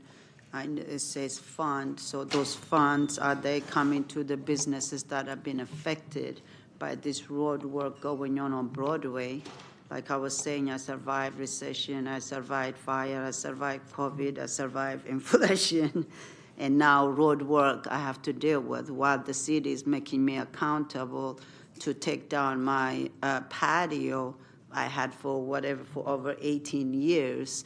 And now they're coming after me to take my backside where I make my injera bread. So I don't know how that is, while nobody's making accountable, the people who are fixing the road They said it was 6 weeks, now it's been 5 months. So I don't know somebody like me, a small restaurant like me on Broadway. I have to deal, of course, with the homelesses too. I have to feed the homelesses every day. I have to take care of the homeless every day. At the same time, all this going on, there's no fund except for the big companies who are fixing the road. All those millions of dollars funds goes to them without them being accountable to put back into the community, like me, especially businesses, to support us get going. So I need to know when this fund, when you say road maintenance, for me, I'd rather fix the businesses first than the road, because there's nothing wrong with the road, but there's huge wrong how our, especially small businesses, black businesses, we have no fund. So we need that fund from the budget specifically for black businesses. So in that way, we can deal with all this coming in our way while the city making us accountable, but there's no accountability to the city that is oppressing small businesses like me. Thank you for your comments. Your time is Thank complete. you. I have Free, Nancy Azevedo, then Mary Tapple. Let's see, Nancy? Good evening, City Council. I just came here to say a couple things. One was giving thanks for the little splash pad rehabilitation that we're getting in District 2. Like Tao said, it's a small gesture, but it's going to go a long way in our district because we're very deprived of a lot of things. Mr. Guerra, I noticed you said that your parks and your streets were looking very nice. That's great. Ours still look pretty sad. District 2, we have been getting some things done. Thank you, Mr. Mayor. We have gotten the bike trail mowed within the last few days. Unfortunately, it just looks like dirt now. So we are going to continue to advocate for still more stuff to beautify our bike trail, since we don't just get what we need back there. I think that's all I really wanted to say was thank you, and thank you for advocating for us also. We will be looking forward to getting the greenery done. I know that's coming in pretty soon. We have a team together that is also fighting for that for our bike trail. So we will continue until we can see more progress going. So thank you for what's happened so far. $250,000. Yes, well, I know that's going to come up on the budget. That was the other thing I wanted to mention. It's coming up on the budget, and I hope that everybody passes that for us because we need it very badly in District 2. Thank you. Thank you for your comments. Our final speaker is Mary Tapple. Hi, Mayor, members of the council. I'm also here to thank you for the improvements that have been made along the Sacramento Northern Bike Trail, especially the $250,000 budget augmentation. I really hope it passes. Well, a lot of us will be here. I hope to support that in person. And also, the mowing and weed whacking that's been done has been very helpful. It happened just as some of the fire season was beginning, so it was a little bit delayed, but it really is underway. And the sheriff's expert team, they're very good. And I love how they park their very wide trailer almost entirely off the asphalt bike trail, so that people can still use the bike trail for all of its intended purposes, such as bicycling, such as walking leash dogs, such as pushing baby strollers with actual babies in them and walking with the young kids. All of that can happen because people move both ways on the bike trail. So we all need enough space. So any authorized vehicle on the trail should not be blocking the entire bike trail. Unfortunately, that sometimes happens. It's not necessary to leave car doors open so that anybody trying to bike on a bike trail has to leave the asphalt to get around you. But anyway, I also wanted to say that north of Interstate 80, there is still that critical public safety need. It's a terrible situation still. And the violence I watched on May 14th, I literally thought somebody was going to get quite possibly beaten to death right in front of my horrified eyes in the middle of the bike trail. Then that fight continued all the way up Rio Linda Boulevard, which is a very long distance, all the way up to Jesse Avenue. There was a whole lot of traffic on Rio Linda Boulevard, so it's an extremely dangerous situation to everyone there. and everyone going by even on the boulevard. So that's got to get Thank you for cleaned your up. comments. Thank you. Mayor, I have no more speakers. Thank you very much. Let's end the meeting with council ideas and questions. Councilman Guerra. Thank you very much. First, this is more for the city manager. I wanted to thank the restaurateur who's come here to speak. But one of the issues that I've also heard from not only my district but throughout other restaurants, because I enjoy the very cultural diversity in our city's eating area, so I like to eat. But one of the biggest challenges that I think I've heard is how stringent the outdoor patio or al fresco requirements have become. And it has resulted in what I thought was some creativity during the pandemic, and now we've, I think, gone on the other end of the pendulum. And one of the things that I recall during a big, we had multiple meetings with different restaurateurs who were all small business owners, and they feared that the city would get overly compliant. And so I understand our city staff is trying to look at the building construction codes. We have a lot of have to meet the ADA requirements, but I do believe that I think that we need to revisit that again and to figure out how we can take advantage of the fact that for the most part throughout the year we have wonderful weather, and that it's a huge amenity to get people out walking and biking and whatnot. So I want to just echo that part there, because it's been on my mind for a while, particularly for one business in my district that brought the issue up, and we had one inspector say another thing, and then another inspector say another issue on what the rules are. So and then second comment here, I want to just thank Ms. Acevedo for her comments today as well. By the way, great interview on TV the other day. I saw that story, and I enjoy using my cargo bike with the kids on the bike trail, and we're still in May, and May is Bike Month, and so I appreciate the fact that we're putting some focus up in that area, and you can count on me on support. Not only that, but I've also met with Mr. Tao and Councilmember Tao about looking at the Transportation Authority, the Sacramento Transportation Authority, and seeing how we can work on the rails and trails concept for our region here, because that should interlock with everything we do. It's a beautiful area there, and watching that news clip with cars going down the bike trail was just terrifying. So and then lastly, I just also wanted to I know he left already, but I wanted to thank Richard Alcala and all of the veterans who paid their respects for their fellow veterans who gave the ultimate price, and were standing up for their issues, and they continue to give every year. So with that, thank you, Mr. Mayor. Thanks, Eric. Thank you so much, Councilman Guerra. Councilmember Kaplan. Thank you, Mayor. Just want to follow up. Many of us know, and thank you to the city staff, longtime Sacramento resident John Vigna was tragically hit and killed in LA. And if you worked in the Capitol at any point, you knew him, and his celebration of life was last week, of which the city commemorated.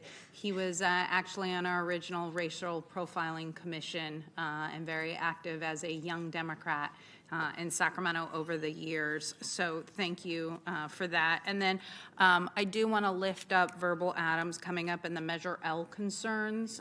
City manager, can you, this isn't the first time that I've heard that they just don't feel like their input is that things are given to them baked, and that there is no dialogue and back and forth, and it may be just we need to restart the dialogue, or how give them help on how their views can be input, just like we've heard from Measure U when they come before us, and have what they want to see. I want the same ability of Measure L to have that impact. So just a follow-up on that concern, because this isn't the only time I've heard it.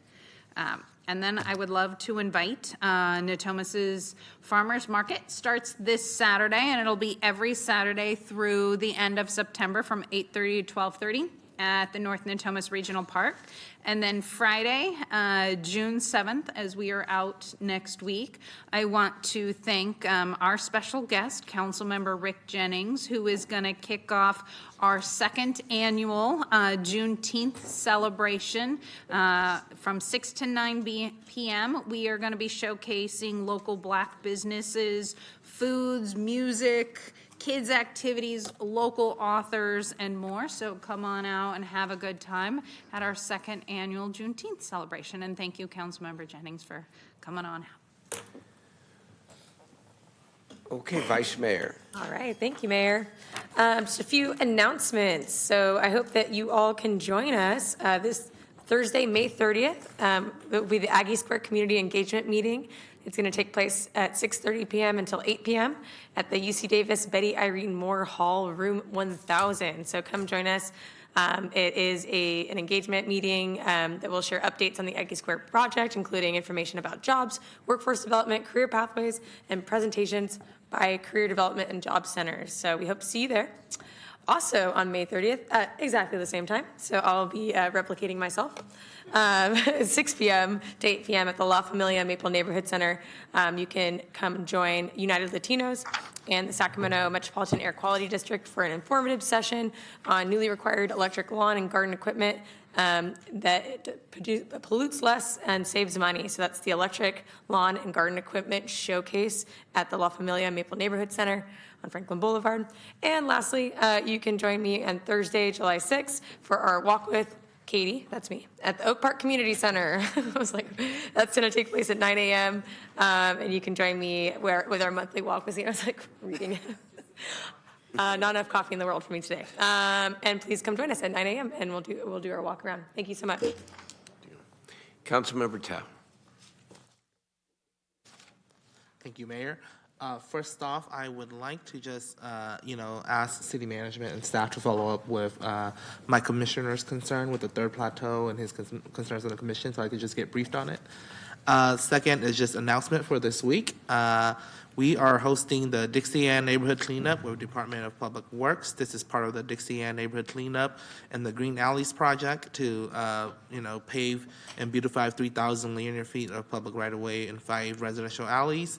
Saturday, June 1st, 9 a.m. to 11 p.m., we will meet at Winter Circles Park, 2415 Evergreen Street. Tools, gloves, and other supplies are provided.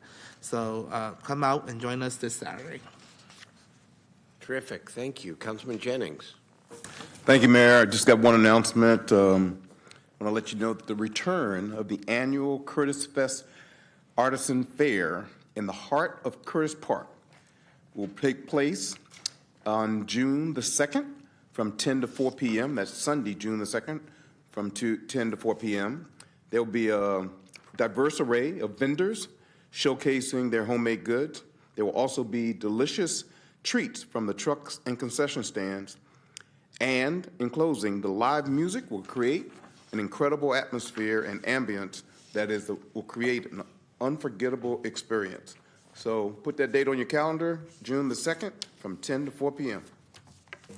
A lot of good stuff going on. Councilmember Vang. Thanks, Mayor. I'll bring it home. I'm excited for our 3rd annual State of District 8 of 2024. I think in the midst of so much challenges that confronts our city and district, it's really important to not overlook really the importance of celebrating collective accomplishments in the city and in our district. And so I'm really excited to celebrate this Saturday with our State of District 8, really celebrating and recognizing amazing leaders in District 8 doing great work day in and day out, who are my eyes and my ears. I'm excited to give our young people the Heart and Hustle Scholarship that I constantly fundraise money for, but really excited for our State of District 8, inviting everyone to come join us. It's this Saturday from 10 to 12 o'clock with breakfast provided by Chef Mike. So come through, that's at the Pinnell Community Center. So wanted to invite everyone to that. And then just wanted to let folks know that we have a soft opening for our first ever Meadowview certified farmers market happening at the Meadowview Light Rail Station. But our grand opening will be next Sunday, but come through this Sunday. There'll be lots of family fun activities, bike repairs, activities, live entertainment, health screening, and more at our farmers market. So really excited about that. It's something that the community has been fighting for, and really excited that that's becoming a reality in Meadowview. So that's pretty much it. Thank you so much, Mayor. Thank you very much. Members, thank you. Members of the city staff, thank you very much. Members of the public, if there's nothing further, we're adjourned.